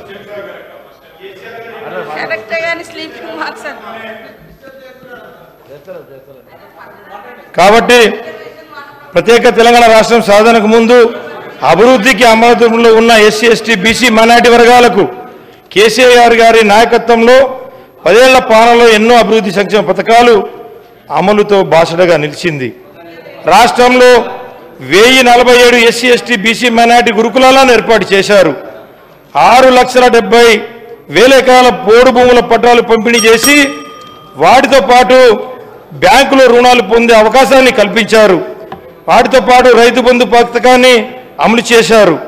రైతు బీమా పథకం, అదేవిధంగా ఏదైతే రుణాలు మాఫీ కూడా చేసినటువంటి మహానాయుడు కేసీఆర్ గారు. అదేవిధంగా ఏదైతే గతంలో 6,70,000 పోడు భూముల పట్టాలు కేసీఆర్ గారు ఇచ్చారో మిగిలిన పోడు భూముల పట్టాలు ఎప్పటిలోగా ఇస్తారో ఈ సభ ద్వారా తెలియజేయాలని చెప్పేసి ఈ సభను కోరుతా ఉన్నాం. అదేవిధంగా రాష్ట్రంలో దాదాపు 4,380 గిరిజన తాండాలు గూడాలను కొత్త పంచాయతీలు ఏర్పాటు చేసి పక్కా గ్రామ పంచాయతీ భవనాలను నిర్మించి ఇచ్చినటువంటి మహానాయకుడు కేసీఆర్ గారు. కాబట్టి గిరిజనుల ఆత్మగౌరవాన్ని కాపాడేలా హైదరాబాద్ నడి బోర్డున బంజారా భవన్ ఆదివాసీ భవనాలను కోట్ల రూపాయలను వెచ్చించి నిర్మాణం చేసినటువంటి వ్యక్తి కేసీఆర్ గారు. కాబట్టి అదేవిధంగా గిరి వికాస్ పథకం ద్వారా ప్రతి ఒక్క గిరిజన కుటుంబానికి 2 లక్షల రూపాయలు కేటాయించి బోరు బావుతో పాటు 3 ఫేజ్ కరెంటు అందించినటువంటి మహానాయకుడు కేసీఆర్ గారు. కాబట్టి అంతేకాకుండా నియోజకవర్గ కేంద్రాల్లో జిల్లా కేంద్రంలో పాటు నియోజకవర్గ కేంద్రాల్లో కూడా 2 కోట్ల రూపాయలతోటి ప్రతి ఒక్క నియోజకవర్గాల్లో అదేవిధంగా జిల్లా కేంద్రాలలో గిరిజన భవనాలను నిర్మాణం చేశారు, మంజూరు చేశారు, కట్టించి కూడా ఇచ్చారని చెప్పి సందర్భంగా తెలియజేసుకున్నారు. విదేశీ విద్యా పథకం ద్వారా అర్హులైన పేద విద్యార్థులకు 20 లక్షల రూపాయలు సాయం అందించారు. కళ్యాణ లక్ష్మి, షాదీ ముబారక్ పథకాలతో 1 లక్ష రూపాయలు సాయం అందించి నిరుపేద కుటుంబాలకు చెల్లెమ్మలకు మేనమామగా బాసగా నిలిచినటువంటి వ్యక్తి కేసీఆర్ సార్ గారు. దేశ చరిత్రలో ఎక్కడ లేని విధంగా దళిత బంధు పథకాన్ని తెచ్చినటువంటి వ్యక్తి కేసీఆర్ గారు. కాబట్టి వీటితో పాటు నా నియోజకవర్గంలో అధ్యక్ష మరి ఆయన ఎట్లా మాట్లాడుతున్నాడు? మొత్తముగా గత ప్రభుత్వం అంటే కాంగ్రెస్ ప్రభుత్వం ఏం చేయలేదు, అప్పుడు ఇప్పుడు మొత్తం మేమే చేసినామని చెప్తున్నారు. ఆ సోదరుడు మొన్ననే టీఆర్ఎస్లో పోయిండు, అప్పటిదాకా కాంగ్రెస్లోనే ఉన్నాడు. అంటే కాంగ్రెస్ ప్రభుత్వం యొక్క కార్యక్రమాలు నచ్చాయి కదా అధ్యక్ష. ఈరోజు ఈ రాజ్యాంగం ద్వారా ఎస్టీ స్టేటస్ ఇచ్చిందే ఎస్సీ ఎస్టీలకు కాంగ్రెస్ ప్రభుత్వం అధ్యక్ష. అదేవిధంగా సోదరికి కూడా రిజర్వేషన్ రావడానికి ఆ రోజు 1976లో ఇందిరమ్మ గారు మరి తీసుకొచ్చినటువంటి రిజర్వేషన్ తోటే ఈరోజు సోదరుడు ఈరోజు ఎమ్మెల్యేగా ఇక్కడ రావడం జరిగింది. ఇంకొకటి గత ప్రభుత్వం మరి లోకల్ రిజర్వేషన్ కాంగ్రెస్ ప్రభుత్వం తీసేసిందనే విధంగా మాట్లాడారు. గతంలో జీవో నెంబర్ 3 తీసుకొచ్చి ఏజెన్సీ ప్రాంతాలలో ఐటీడీఏల ద్వారా వేలాది మందికి ఉద్యోగాలు ఇచ్చిన ఘనత కాంగ్రెస్ ప్రభుత్వంది. కానీ మీరు సరిగ్గా ఆర్గ్యుమెంట్ చేయక అది కోర్టులో పోయింది. మీరు ఇచ్చిన 10% రిజర్వేషన్ కూడా ఎలక్షన్స్ ముందు ఇచ్చారు, అది కూడా ఇవాళ కోర్టులోనే ఉంది సార్. కాబట్టి మాట్లాడేటప్పుడు కూడా కొంచెం ఆలోచించాలి. అదేవిధంగా పోడు భూముల చట్టం వందల సంవత్సరాలుగా అడవులలో బతుకుతున్నటువంటి అనగారిన ఆదివాసీ గిరిజన వర్గాలకు మరి పోడు భూముల చట్టం 2006 ద్వారా హక్కు కల్పించినటువంటి ఘనత శ్రీమతి సోనియా గాంధీ గారు యూపీఏ చైర్పర్సన్గా, అదేవిధంగా ఆనాటి ప్రధానమంత్రి మన్మోహన్ సింగ్ గారు సార్. కాబట్టి ఇంకా కొన్ని మైనార్టీల గురించి మేము వచ్చి 10 నెలలు అయింది, మీరు 10 సంవత్సరాలు అన్నారు. 12% రిజర్వేషన్ ఇస్తా అన్నారు, మరి 10 సంవత్సరాలైనా ఇవ్వలేదు. అది మీరు మాట్లాడాల్సిన అవసరం ఉంది సార్. అదే కాకుండా దళిత బంధు పేరుతోటి మోసం చేసినామన్నారు. ఇందులో ఆల్రెడీ 2,000 కోట్ల రూపాయలను ఈ సంవత్సరానికి గాను మరి పెట్టడం జరిగింది. కాబట్టి మేము ప్రవేశపెట్టినటువంటి బడ్జెట్ను కూడా చూసుకొని మాట్లాడితే బాగుంటుంది. అంటే ఓకే అన్న, నేనేం అనడం లేదు, కానీ మేము పెట్టినాం కదా, పెట్టిన వాటిని కూడా మీరు పెట్టలేదు, చేయలేదు అని కాకుండా మంచిని మంచి అనుండ్రి, చెడుని చెడు అనుండ్రి, పాలకు పాలు నీళ్ళకు నీళ్ళు, అంతేగాని అన్నీ ఏం లేదు అంటే మరి అది కూడా కరెక్ట్ కాదు. కాబట్టి మా సోదరుడు కరెక్ట్గా ఆదిలాబాద్ జిల్లాలోనే గత 10 సంవత్సరాలలో మీరు ఎన్ని వేల మంది గిరిజన నిరుద్యోగ యువకులకు ఉద్యోగాలు ఇచ్చిరో చెప్పండి, ఎంతమందికి ఎస్సీ ఎస్టీలకు ఇల్లు ఇచ్చిరో చెప్పండి, ఎన్ని వేల మందికి నీటి వసతి కల్పించిరో వ్యవసాయానికి చెప్పండి. అదేవిధంగా మైనార్టీలకు సంబంధించి కూడా రిజర్వేషన్లు, ఉద్యోగాలు, ఇల్లు ఏమిచ్చిరో చెప్పండి. మేము 10 నెలలు కూడా కాదు, 8 నెలల్లో ఇప్పుడు మా బడ్జెట్లో అన్ని పెట్టడం జరిగింది. కాబట్టి ఇవన్నీ ఆలోచించి మాట్లాడాల్సిందిగా మా సోదరుని కోరుతా ఉన్నా అధ్యక్ష. అనిల్ జాదవ్ కన్క్లూడ్ చేయండి. అధ్యక్ష, ఏదైతే మంత్రి గారికి ధన్యవాదాలు. ఇప్పుడు మాట్లాడినటువంటి మంత్రి గారి వాళ్ళు కాంగ్రెస్లో ఉన్నారు, నేను అంతకుముందు కాంగ్రెస్లో ఉన్నా, కానీ నేను ఎమ్మెల్యే కాకముందు ఒక జడ్పీటీసీని, నేను జడ్పీటీసీ గెలిపించింది కూడా బీఆర్ఎస్ పార్టీ అని చెప్పేసి గుర్తుంచుకోవాలని చెప్పేసి ఈ సభ ద్వారా కోరుకుంటూ, ఇప్పుడు మాట్లాడినటువంటి మంత్రి గారి తల్లిదండ్రులకు కూడా ఆర్ఎఫ్ఆర్ పట్టాలు ఇచ్చింది కేసీఆర్ గారు అని చెప్పేసి గుర్తుంచుకోవాలని చెప్పేసి సభ ద్వారా తెలియజేస్తున్నాం. అదేవిధంగా నా తల్లిదండ్రులు అంటుండ్రు, నా తల్లి తండ్రి 2006 అటవీ హక్కుల చట్టానికి అర్హులు. వాళ్ళు ఎక్కడ దానం తీసుకోవాలి. ఒక ఆదివాసీ బిడ్డలుగా పోడు కొట్టుకుంటే 10 ఎకరాల వరకు హక్కు సోనియమ్మ పెట్టినటువంటి చట్టం, దాని ప్రకారంగా వాళ్ళకు వచ్చింది. ఏది దానం రాలే. నా తండ్రి రెక్కలు ముక్కలు చేసుకొని అడవి కొట్టుకొని బతికే తండ్రి. ఈ రోజు కూడా మా నాన్న రోజు గుట్టకే పోతాడు సార్. నేను మంత్రినైనా ఎమ్మెల్యే అయినా రోజు అడవికి వెళ్ళి మా ఊర్లో పోయి ఎంక్వైరీ చేయండి. కాబట్టి ఏది ఉచితంగా రాలే, చట్ట ప్రకారం వచ్చినటువంటి హక్కు. కాబట్టి దానం ఇచ్చినాం అని మాట్లాడకండి, అది నా హక్కు. ఆదివాసీ బిడ్డగా కాంగ్రెస్ ప్రభుత్వం పెట్టినటువంటి హక్కు ప్రకారం నా తండ్రికి పోడు భూముల పట్టా హక్కు వచ్చింది. అది కూడా మీ ప్రభుత్వం వచ్చిన తర్వాత 10 ఏళ్ల తర్వాత ఎన్నికల ముందు మీరు తీసుకున్నారు. అప్పటిదాకా చాలా మంది గిరిజనులకు పట్టాలు రాక ఇబ్బంది పడ్డ మాట వాస్తవము. కాబట్టి ఈ రోజు కూడా మరి కాంగ్రెస్ ప్రభుత్వంలో మీరు రైతు బంధు తీసుకునేటోళ్ళు ఎమ్మెల్యేలు మంత్రులు ఉన్నారు, అదేవిధంగా ఇంకా రకరకాల స్కీమ్స్ తీసుకుంటూ ఉన్నారు. అంటే ఒక ఆదివాసిని అయినందుకేనా సార్ పదే ఈ ఎమ్మెల్యే తల్లిదండ్రులకు ఇచ్చినామని చెప్తారు. అది నా హక్కు. నేను ఎమ్మెల్యే కాకముందు నుంచి కూడా నా తండ్రి నా తల్లి అడవిని ఆధారంగా చేసుకొని బతికే కుటుంబాలు మావి. కాబట్టి ఆ క్రమంలో వచ్చినటువంటి తప్ప అది పుణ్యానికి దానంగా రాలే. అందుకనే ఇంకోసారి ఇక్కడటువంటి ఎమ్మెల్యేలు కూడా మాజీ మంత్రులు కూడా మరి ఈ రాష్ట్రంలో రైతు బంధు ఎందుకు తీసుకున్నారు? అది ప్రజలది. ఇంకా ఇది నా తండ్రి గుట్టను చెట్టును పుట్టను రెక్కలు ముక్కలు చేసుకొని కొట్టుకున్నారు సార్. ఇది అడవి కొట్టుకున్నారు. అది ఆదివాసీ బిడ్డలుగా మాకు వచ్చినటువంటి సాంప్రదాయపు హక్కు సార్. అది అనిల్ జాదవ్ గారు కన్క్లూడ్. అధ్యక్ష నేనేం దీన్ని తప్పు పట్టలే అధ్యక్ష. ఏదంటే అధ్యక్ష, గతంలో కేసీఆర్ గారు చిన్నవారైనా పెద్దవారైనా సమాన న్యాయం అని చెప్పి చేశారని చెప్పిన అధ్యక్ష. అప్పుడు ఉన్నటువంటి పత్రికలలో మంత్రి గారి తల్లిదండ్రులు కూడా ఇచ్చిందని చెప్పి ఒక పత్రికలో వచ్చిన వార్తనే నేను చెప్పినా తప్ప సారీ అమ్మ, నేను మీదకు ఏదో తప్పు పట్టట్లేదు. ఏదో అది మన జన్మ హక్కు, ప్రతి ఒక్క గిరిజనులకు హక్కు, ఏదైతే పట్టాలు పొందాలని చెప్పేసి మన హక్కు. అది నేను మీకు ఇచ్చిన నేను అంటలేను. కాకపోతే ప్రతి ఒక్కడి యొక్క హక్కు కేసీఆర్ గారు ఆ రోజు కల్పించారని చెప్పేసి చెప్పానే తప్ప మిమ్మల్ని నేను తప్పు పట్టట్లేదని చెప్పేసి సమాధానంగా తెలియజేసుకుంటూ, అదేవిధంగా చాలా గ్రామాలలో చాలా గ్రామాలు మొన్ననే ముఖ్యమంత్రి గారు చెప్పారు, ప్రతి తండాలకు, ప్రతి గూడాలకు, ప్రతి వాడాలకు black top road, BT road నిర్మాణం చేసి ఇస్తామన్నారు. మరి నేను ఈ సభా దగ్గర ఒకటే కోరుతా ఉన్నా, ఒకటే అడుగుతా ఉన్నా, మరి గతంలో మంజూరైనటువంటి ఏదైతే ఎస్టీఎస్డిఎఫ్ రోడ్లు ఏదైతే ఉన్నాయో అవన్నీ ఎందుకు క్యాన్సిల్ చేస్తా ఉన్నారని చెప్పేసి ఈ సభ ద్వారా అడుగుతా ఉన్నాం. ఎందుకంటే టెండర్ అయినా అగ్రిమెంట్ అయినా కానీ ఆ రోడ్లని క్యాన్సిల్ చేయాలని చెప్పేసి ఈ ప్రభుత్వం కక్షపూరితమైనటువంటి చేస్తూ ఉన్నది. కాబట్టి ఇదైతే గతంలో ప్రతి ఒక్క తండాలకు ఏదైతే ఇంతకుముందు చాలామంది సభ్యులు, నేను ఇప్పుడు కొత్త సభ్యుడు కాబట్టి ఫస్ట్ నుంచి వింటా ఉన్నాను, చాలామంది సీనియర్ సభ్యులు కూడా మాట్లాడినరు. వాళ్ళు ఏమని చెప్పారు అధ్యక్ష అంటే, కేసీఆర్ గారు తండాలను గూడాలను గ్రామ పంచాయతీ చేసిండు కానీ భవనాలు నిర్మించలేదన్నారు. ఎక్కడ నిర్మించలేదు పోయి చూద్దాం, నా నియోజకవర్గం రండి, నేను ప్రతి ఒక్క దగ్గర మీకు చూపిస్తా, నేను ప్రతి దగ్గర పోయి తీసి చూపిస్తా మీకు. ఎక్కడ గ్రామ పంచాయతీలు నిర్మించలేదో, ఎక్కడ భవనాలు కట్టలేదో మీకు చూపిస్తా ఉన్నాం. ప్రతి దగ్గర కొత్త గ్రామ పంచాయతీలను కట్టించిండ్రన్న, ప్రతి ఒక్క గ్రామ పంచాయతీ కొత్త గ్రామ పంచాయతీ భవన నిర్మాణం చేసి ఇచ్చిండ్రు. ప్రతి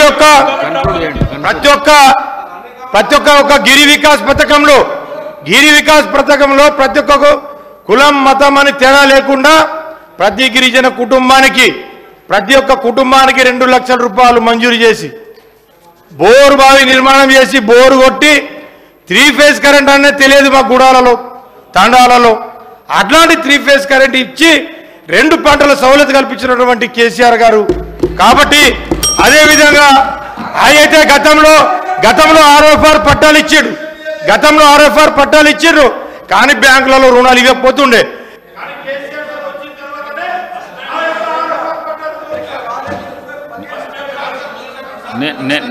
నేను ముందే చెప్పడం జరిగింది 15 నిమిషాల కంటే కూడా 1 నిమిషం ఎక్కించే పరిస్థితి లేదు.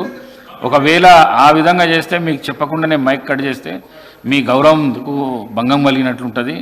15 నిమిషాల్లో కంప్లీట్ చేయండి, దయచేసి కన్క్లూడ్ చేయండి మీరు ప్లీజ్. అదేవిధంగా ఏదైతే మీరు ఎన్నికల్లో చాలా హామీలు ఇచ్చారు, ఏదైతే మా గిరిజన ఆదివాసీ సోదరులు లంబాడ సోదరులకు ప్రతి ఒక్కరికి ఉద్యోగాలు ఇస్తామని చెప్పేసి ఎన్నికల్లో ప్రతి గూడలో తండాలో చెప్పినారు. మా విద్యార్థులు మిమ్మల్ని నమ్మిండ్రు, మా యువకులు మిమ్మల్ని నమ్మిండ్రు. మరి ఆ జాబ్ క్యాలెండర్ ఎప్పుడు ఇస్తారు, ఎన్ని ఉద్యోగాలు ఇస్తారు, ఎప్పుడు ఇస్తారు అనేది ఈ సభ ద్వారా ఖచ్చితంగా తెలియజేయాలని చెప్పేసి ఈ సందర్భంగా ఇప్పుడు అంటా ఉన్నారు, అరే ఇప్పటివరకు ఏం పోస్టులు లేవు ఏం లేవు అని చెప్పేసి. కాబట్టి వీటితో పాటు అదేవిధంగా చాలామంది తెల్ల రేషన్ కార్డులు మా వాళ్ళకి గిరిజనులకు లేవు. మా యొక్క గిరిజన సోదరులకు తెల్ల రేషన్ కార్డులు ఇవ్వాలి, అదేవిధంగా పెన్షన్లు ఇవ్వాలి. ఇంకా చాలా విషయాలకు వస్తే ఈ స్కీమ్లన్నీ ముందుకు తీసుకోవాలి. ఇంకొక విషయం అధ్యక్ష, ముఖ్యంగా కొన్ని సమస్యలు నా నియోజకవర్గ ప్రజలు నా మీద ఎంతో భారము మోపి ఈ యొక్క అసెంబ్లీకి పంపడం జరిగింది. కాబట్టి నా నియోజకవర్గం తరఫున కూడా నేను 2 విషయాలు ఈ యొక్క సమస్యలు కొన్ని చెప్తా ఉన్నా అధ్యక్ష. ముఖ్యమంత్రి శాసనం 1 నిమిషం సార్, మళ్ళీ అవకాశం వస్తుంది అప్పుడు చెప్పుదు సార్. బోత్ నియోజక ప్రజల సమస్యల మీద సీఎం గారే నా బోత్కు వచ్చి చెప్పారు అధ్యక్ష. ఏమని, కుప్టి ప్రాజెక్టు నిర్మాణం చేసి ఇస్తామని చెప్పేసి, రెండవది బోత్ మండలాన్ని రెవెన్యూ డివిజన్ చేస్తామని చెప్పేసి, అదేవిధంగా బోత్ మండల కేంద్రంలో ప్రభుత్వ జనరల్ డిగ్రీ కళాశాల ఏర్పాటు చేస్తామని చెప్పేసి, అదేవిధంగా బోత్లో ఫైర్ స్టేషన్ మంజూరు చేస్తామని చెప్పేసి, అదేవిధంగా బరంపూర్ నుండి మోర్కండి వరకు ఫారెస్ట్ క్లియరెన్స్ రోడ్ ఇస్తామని చెప్పేసి, అదేవిధంగా సిర్చల్ మట్టు పెంబి వరకు అదొక ఫారెస్ట్ క్లియరెన్స్ ఇస్తామని చెప్పేసి అదొక చెప్పారు. అదేవిధంగా ఇచ్చోడ టు సిరిచెల్మ వరకు, ఇచ్చోడ నుండి సిరికొండ వరకు డబుల్ రోడ్ నిర్మాణం చేసిస్తామని, అదేవిధంగా ఇచ్చోడ మండల కేంద్రంను సబ్ డివిజన్గా చేస్తామని చెప్పేసి, అదేవిధంగా సుంకుడి గ్రామాన్ని సబ్ యార్డ్గా ఒక మార్కెట్ యార్డ్ను మంజూరు చేస్తామని చెప్పేసి చెప్పారు. అదేవిధంగా బోధ్ నియోజకవర్గంలోని పురాతన శివాలయం అన్నటువంటి మల్లికార్జున శివాలయం, అదేవిధంగా బరంపూర్ వెంకటేశ్వర స్వామికి అప్పుడు కేసీఆర్ గారు 50 లక్షల రూపాయలు మంజూరు చేశారు. మిగిలిన పనులు కూడా ఉన్నాయి కాబట్టి తక్షణమే ఇంకా మిగతా పనులను కూడా మంజూరు చేయాలని చెప్పేసి ఈ సభ ద్వారా కోరుకుంటూ, అదేవిధంగా బోత్లో నూతనంగా నిర్మాణంలో ఉన్న 100 పడకల ఆసుపత్రి ఏదైతే జియో అప్పుడు గతంలో కేసీఆర్ గారు ఇచ్చిపోయారు స్పీకర్ సార్. కాబట్టి ఈ యొక్క జియోను అమలు చేయాలి. ఖచ్చితంగా మాకున్నటువంటి బోధ్ నియోజకవర్గంలో ఒకటే ఆసుపత్రి, ఒక ఆసుపత్రి కూడా నిర్మాణ దశలో ఉన్నది. ఎక్కడ కూడా బెడ్స్ లేవు, ఏం లేవు. ఖచ్చితంగా ఈ ఆసుపత్రి నిర్మాణం చేసి 100 పడకల ఆసుపత్రిని నిధులు కేటాయించి వర్షాకాలం నాటికి ఆసుపత్రి నిర్మాణం పూర్తి చేయాలని చెప్పేసి ఈ సందర్భంగా కోరుతా ఉన్నాం. బోధిలో కొత్తగా 3 మండలాలు ఏర్పడ్డాయి. అదేంటంటే సోనాల, సిరికొండ, భీంపూర్ మండలాలు. కాబట్టి ప్రభుత్వ భవనాలు లేవు. ఖచ్చితంగా ప్రభుత్వ భవనాలు కూడా మంజూరు చేయాలని చెప్పేసి కోరుతా ఉన్నాం. గత ప్రభుత్వంలో మిషన్ కాకతీయ ద్వారా ఫేజ్ 4 ద్వారా మంజూరైన, నేను కొత్తనే ఫోజ్ ద్వారా 16 చెరువులు సంబంధించిన భూ నివాసులు దాదాపు 37 కోట్ల రూపాయలు రిలీజ్ చేస్తే అక్కడ ఉన్నటువంటి 8,000 ఎకరాలకు నీరు పారించిన వారు అవుతాం. కాబట్టి ఒక 37,000 కోట్ల రూపాయలను తక్షణమే విడుదల చేయాలి. 37 కోట్ల రూపాయలు. వీటితో పాటు 42 చెరువులను నిర్మాణం చేశాం. అదేవిధంగా వీటితో పాటు బజారత్ మండలంలోని దేగామ మరియు పిప్పల్కోటి గోమిత్రి ప్రాజెక్టులలో ఏదైతే భూ నివాసితులలో ఏదైతే ప్రజలు ఆదుకోవాలని చెప్పేసి ఈ సభ ద్వారా మిమ్మల్ని కోరుతా ఉన్నాం సార్. కాబట్టి ఈ అన్ని సమస్యలు తీరాలి, ఖచ్చితంగా ఇవన్నీ చేయాలని చెప్పేసి నన్ను కొత్తగా ఎన్నుకున్నటువంటి ప్రజలు ఎంతో ఆశ పెట్టుకొని ఉన్నారు. కాబట్టి ఆ పార్టీ ఈ పార్టీ అన్న చూడకుండా ఇక్కడ గెలిచిన సభ్యులమందరము శాసనసభ్యులమే. కాబట్టి ఖచ్చితంగా ఎవరైతే మిగతా సభ్యులతో పాటు మమ్మల్ని కూడా తప్పకుండా అన్ని ఏదైతే ఫండ్స్ ఉంటుందో తప్పకుండా మమ్మల్ని ఇచ్చి ఆదుకోవాలని చెప్పేసి సందర్భంగా మీకు తెలుసు ఈ ప్రభుత్వాన్ని చేయాలని చెప్పేసి కోరుతా ఉన్నాను. ధన్యవాదాలు. పి హరీష్ బాబు.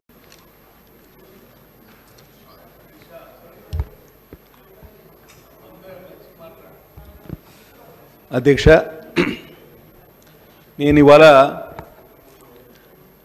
మాట్లాడాలనుకున్న పద్దులు ఒకటి సివిల్ సప్లైజు, తర్వాత irrigation and command area development. రెండు కూడా మంత్రి గారు ఉత్తమ్ కుమార్ రెడ్డి గారి వద్దే ఉన్నాయి. ముందుగా ఎక్కువ సివిల్ సప్లైస్ విషయంలో నేను ఎక్కువ టైం తీసుకోను. ఒక్కటే క్లారిఫికేషన్ కోసం నేను మాట్లాడతా. గతంలో ఇదే శాసనసభలో ఓటాన్ అకౌంట్ బడ్జెట్ సందర్భంగా ఆ రోజు మంత్రి గారు మాట్లాడుతూ సివిల్ సప్లైస్ కార్పొరేషన్ ఏదైతే ఉందో సివిల్ సప్లైస్ కార్పొరేషన్కి రైస్ మిల్లర్స్ 53,000 కోట్ల రూపాయలు బకాయి పడ్డారు అని చెప్పడం జరిగింది.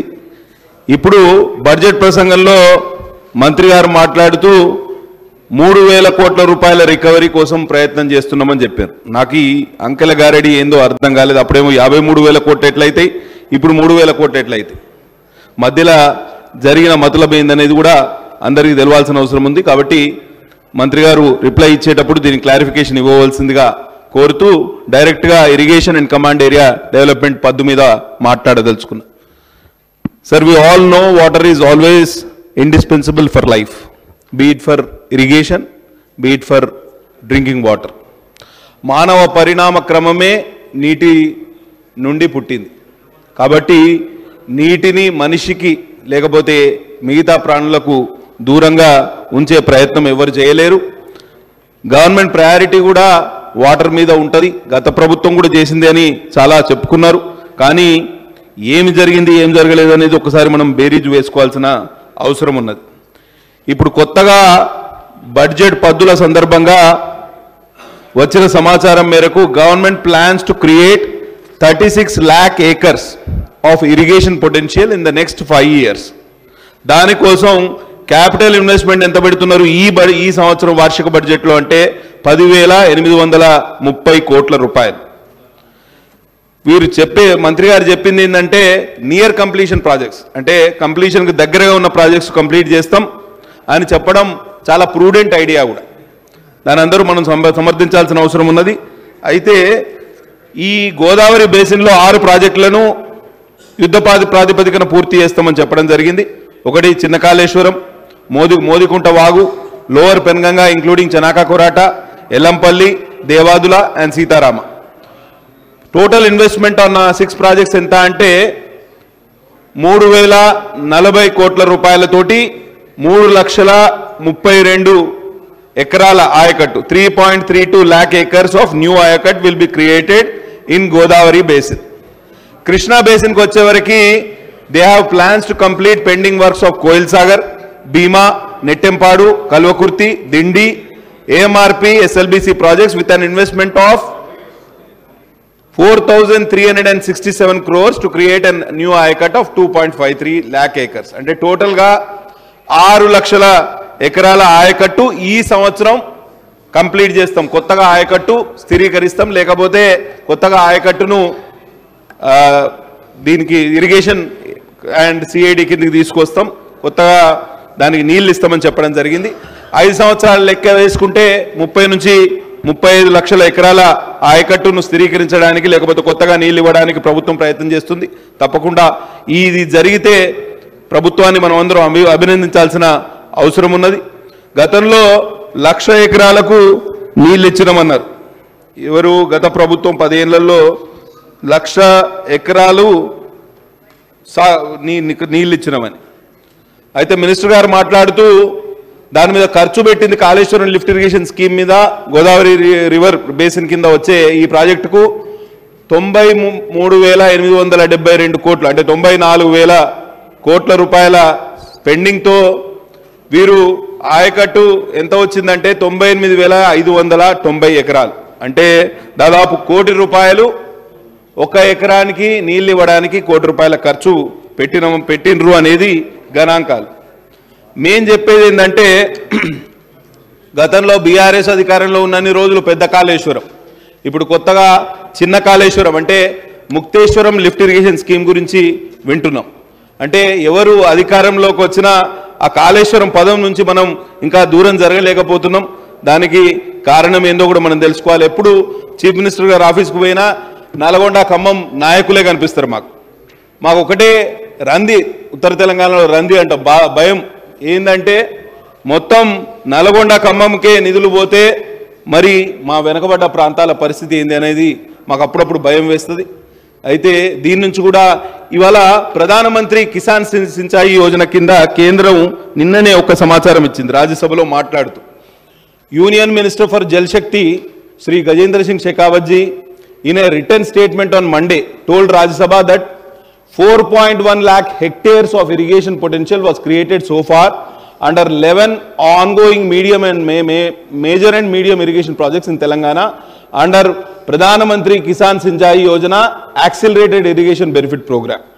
Deentlo 2 major irrigation projects evaithe Chinna Kaleshwaram Kadem Gudem lift irrigation project along with 3 medium irrigation Chanaka Korata, Chowtpalli Hanumantha Reddy lift irrigation scheme and Modikunta వాగుకు టెక్నికల్ అడ్వైజరీ కమిటీ అనుమతి ఇచ్చింది. ఈ 5 ప్రాజెక్టుల ఇరిగేషన్ పొటెన్షియల్ వచ్చేసి 45,000 హెక్టార్లు అని చెప్పడం జరిగింది.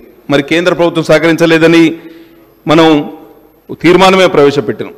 ఇవాళనేమో రాజ్యసభలో లిఖితపూర్వకంగా వారు ఈ విషయాలు మన దృష్టికి తీసుకురావడం జరిగింది. నేను చెప్పేది ఏంటంటే దక్షిణ తెలంగాణ ప్రాజెక్టుల మీద ఉన్న శ్రద్ధ ఉత్తర తెలంగాణ ప్రాజెక్టుల మీద కూడా ఉండాలి. ఇది ప్రధానంగా మేము కోరుకునేది కూడా. చాలా వెనుకబడ్డం. గతంలో మెదక్ జిల్లాకు నీళ్ళు వచ్చినాయి, సిద్దిపేట గజ్వేలు సిరిసిల్ల ప్రాంతాలకు నీళ్ళు వచ్చినాయి. అన్నీ మా కళ్ళ ముంగట కనిపించే నీళ్ళే అధ్యక్ష, మా ప్రాణహిత నీళ్ళే. గోదావరిలో నీళ్లు లేవని అందరికీ అర్థమయ్యే విషయమే. కొత్తగా నీళ్ళు వచ్చినాయి ఈ ప్రాంతాల కంటే మా కళ్ళ ముందు కనిపించే నీళ్ళే మాకు కాకుండా దక్షిణ తెలంగాణకు ప్రత్యేకించి ఈ ప్రాంతాలకు తరలించారు. మాకు తీరని అన్యాయం చేసిర్రు. మా నోటికాడి ముద్దనెత్తుకపోయినరు, మా కడుపు కొట్టినరు, మమ్మల్ని తీరని అన్యాయానికి గురి చేసినరు. ప్రత్యేక తెలంగాణ రాష్ట్రంలో ఇంత అన్యాయం జరుగుతుందని అనుకుంటే మా సోదరులు ఎవరు కూడా ఈ ఉద్యమంలో పాలు పంచుకునేవారు కాదు. ఇవాళ మొత్తం ఉమ్మడి ఆదిలాబాద్ జిల్లాను నరకయాతనకు గురి చేసి నోటికాడి ముద్దను ఎత్తుకుపోయింది గత ప్రభుత్వం. ఈ ప్రాంతంలో చాలా వివక్షకు కూడా గురైనం. వెనుకబడ్డ కుమ్రంభీం ఆసిఫాబాద్ జిల్లా అధ్యక్ష, ఇక్కడ మా జిల్లా ప్రాజెక్టుల గురించి మాట్లాడితే చెనాకా కోరాటా పూర్తి చేయడానికి 350 కోట్లు కేటాయించాలని డిమాండ్ ఉన్నది. గతంలో 1400 కోట్లు ఖర్చు పెట్టినారు. చాలా మంచి విషయం, వీ షుడ్ అప్రిషియేట్ దెమ్. అడా ప్రాజెక్టు పూర్తిగా మీడియం ఇరిగేషన్ ప్రాజెక్టు ఉమ్మడి ఆంధ్రప్రదేశ్. తుమ్మల నాగేశ్వరరావు గారు ఇవాళ ఇదే సభలో ఉన్నారు. ఆ రోజు వారు మాకు ఇన్ఛార్జ్ మినిస్టర్గా పనిచేశారు. చంద్రబాబు నాయుడు గారు ముఖ్యమంత్రిగా ఉన్నప్పుడు, రాజశేఖర రెడ్డి గారు ముఖ్యమంత్రిగా ఉన్నప్పుడు ఉమ్మడి రాష్ట్రంలోనే కొన్ని మీడియం ఇరిగేషన్ ప్రాజెక్టులు మా ప్రాంతాన కట్టుకున్నాం. అవే మాకు ఇప్పుడు జీవనాధారం. అడా ప్రాజెక్టు కానివ్వండి, వట్టివాగు కానివ్వండి, ఇటు పిపి రావు ప్రాజెక్టు కానివ్వండి, మా ఫాదర్ పేరు మీదనే. ఇప్పుడు ఆ ప్రాజెక్టు పరిస్థితి, పిపి రావు ప్రాజెక్టు పరిస్థితి ఎంత అంటే 11,000 ఎకరాలకు ఆయకట్టుకు నీళ్ళు ఇవ్వాల్సిన ప్రాజెక్టు ఇవాళ 1100 ఎకరాలకు కూడా ఆయకట్టుకు నీళ్ళు ఇస్తలేదు. దాని మొత్తం సిల్ట్తో నిండిపోయింది. పూడిక తీయాలి, దాని కెనాల్స్ అన్నీ రిపేర్ చేయాలి. ఈ 20 సంవత్సరాల్లో 20 రూపాయల ఖర్చు కూడా పెట్టలేదు ఏ ప్రభుత్వం కూడా. గతంలో మనం ఎట్లయితే కట్టినామో అట్లనే ఉన్నది ఆ ప్రాజెక్టు. మా ఊరు మునిగిపోయింది, అందులో మా ఇండ్లన్నీ మునిగిపోయినాయని. కానీ కింది ప్రాంత రైతులకు కూడా న్యాయం జరగలేదు. ఇవాళ 16 కోట్ల రూపాయలతోటి ఈ పిపి రావు ప్రాజెక్ట్ ఏదైతే దయగా మండలంలోని ఎర్రవాగు మీద కట్టినామో దాన్ని కూడా రిపేర్ చేయాలి, డీసిల్టింగ్ చేయాలి, కెనాల్ రెనోవేషన్ కూడా జరగాలని మేము మనస్ఫూర్తిగా కోరుకుంటున్నాం. కాళేశ్వరం వల్ల నీళ్ళు ఎక్కడ వచ్చినాయో ఎక్కడ రాలేదో తెలియదు, కానీ 2 సంవత్సరాల క్రితం మనమందరం చూసినాం ఆ ఉపద్రవం. బ్యాక్ వాటర్స్ వలన మంచిర్యాల మొత్తం మునిగిపోయింది, చెన్నూరు మొత్తం మునిగిపోయింది, మంతనికి మొత్తం నీళ్ళు వచ్చినాయి. మా కుమ్రంభీం ఆసిఫాబాద్ జిల్లాలో అయితే ప్రతి సంవత్సరం ఈ కాళేశ్వరం బ్యాక్ వాటర్స్ వలన తీరని పంట నష్టం. 5 సంవత్సరాల్లో పంట నష్టానికి ₹1 కూడా ఇవ్వలే ప్రభుత్వం. అటు ఫసల్ బీమా యోజన అమలు చేయలేదు, ఇటు పంట నష్ట పరిహారం ఇవ్వలేదు. మాకు అన్ని విధాల నష్టం చేశారు. ఏమంటారు?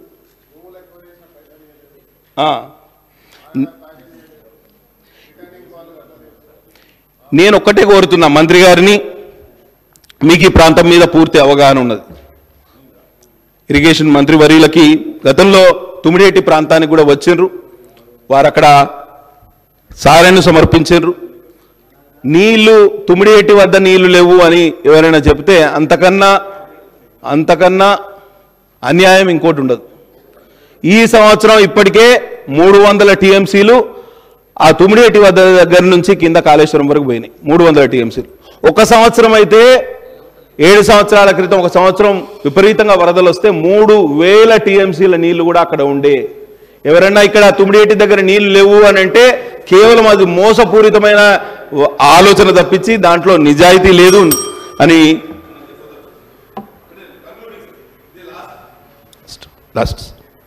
నేను ఒకటే చెప్తున్నా, ఈసారి తుమిడేటి ప్రాజెక్టు కోసం, ప్రాణహిత ప్రాజెక్టు కోసం డాక్టర్ బాబాసాహెబ్ అంబేద్కర్ పేరు పెట్టుకున్న ప్రాజెక్టు గతంలో 150 కోట్లు పోయిన బడ్జెట్లో గత ప్రభుత్వం కేటాయించి ₹150 కూడా ఇవ్వలేదు అధ్యక్ష. ఈసారి 248 కోట్లు 250 కోట్లు ఇచ్చిండ్రు. తప్పకుండా ఖర్చు పెట్టండి. కానీ దీంతో ఏ పని కూడా కాదు. మాకు వార్దా మీద అంటే కొంత ఎగువ ప్రాంతాన వార్దా నది మీద ప్రాజెక్ట్ అయినా కట్టవచ్చు, లేకపోతే తుమిడేటి రెండింటికి ప్రత్యామ్నాయాల గురించి ప్రభుత్వం ఆలోచన చేస్తుంది. వార్దా ప్రాజెక్టుకి అయితే 4500 కోట్ల రూపాయల ఖర్చు అవుతుంది. మీరు గిట డిపిఆర్ గిట సబ్మిట్ చేస్తే, కేంద్ర ప్రభుత్వాన్ని సబ్మిట్ చేస్తే తప్పకుండా మేము 8 మంది శాసనసభ్యులం వస్తాం. ప్రధానమంత్రి కిసాన్ సించాయి యోజన కింద 60% నిధులు ఇప్పించే ఏర్పాటు కూడా మేము చేస్తామని తప్పకుండా ఎందుకంటే మారుమూల ప్రాంతం కేంద్ర ప్రభుత్వం కూడా సహకరిస్తుంది. కేంద్ర ప్రభుత్వాన్ని ఒప్పించే ప్రయత్నం కూడా చేస్తామని మీకు అందరికీ తెలియజేస్తున్నా. ఇది లాస్ట్ కంక్లూడింగ్ ఒకటే వర్డ్ సార్.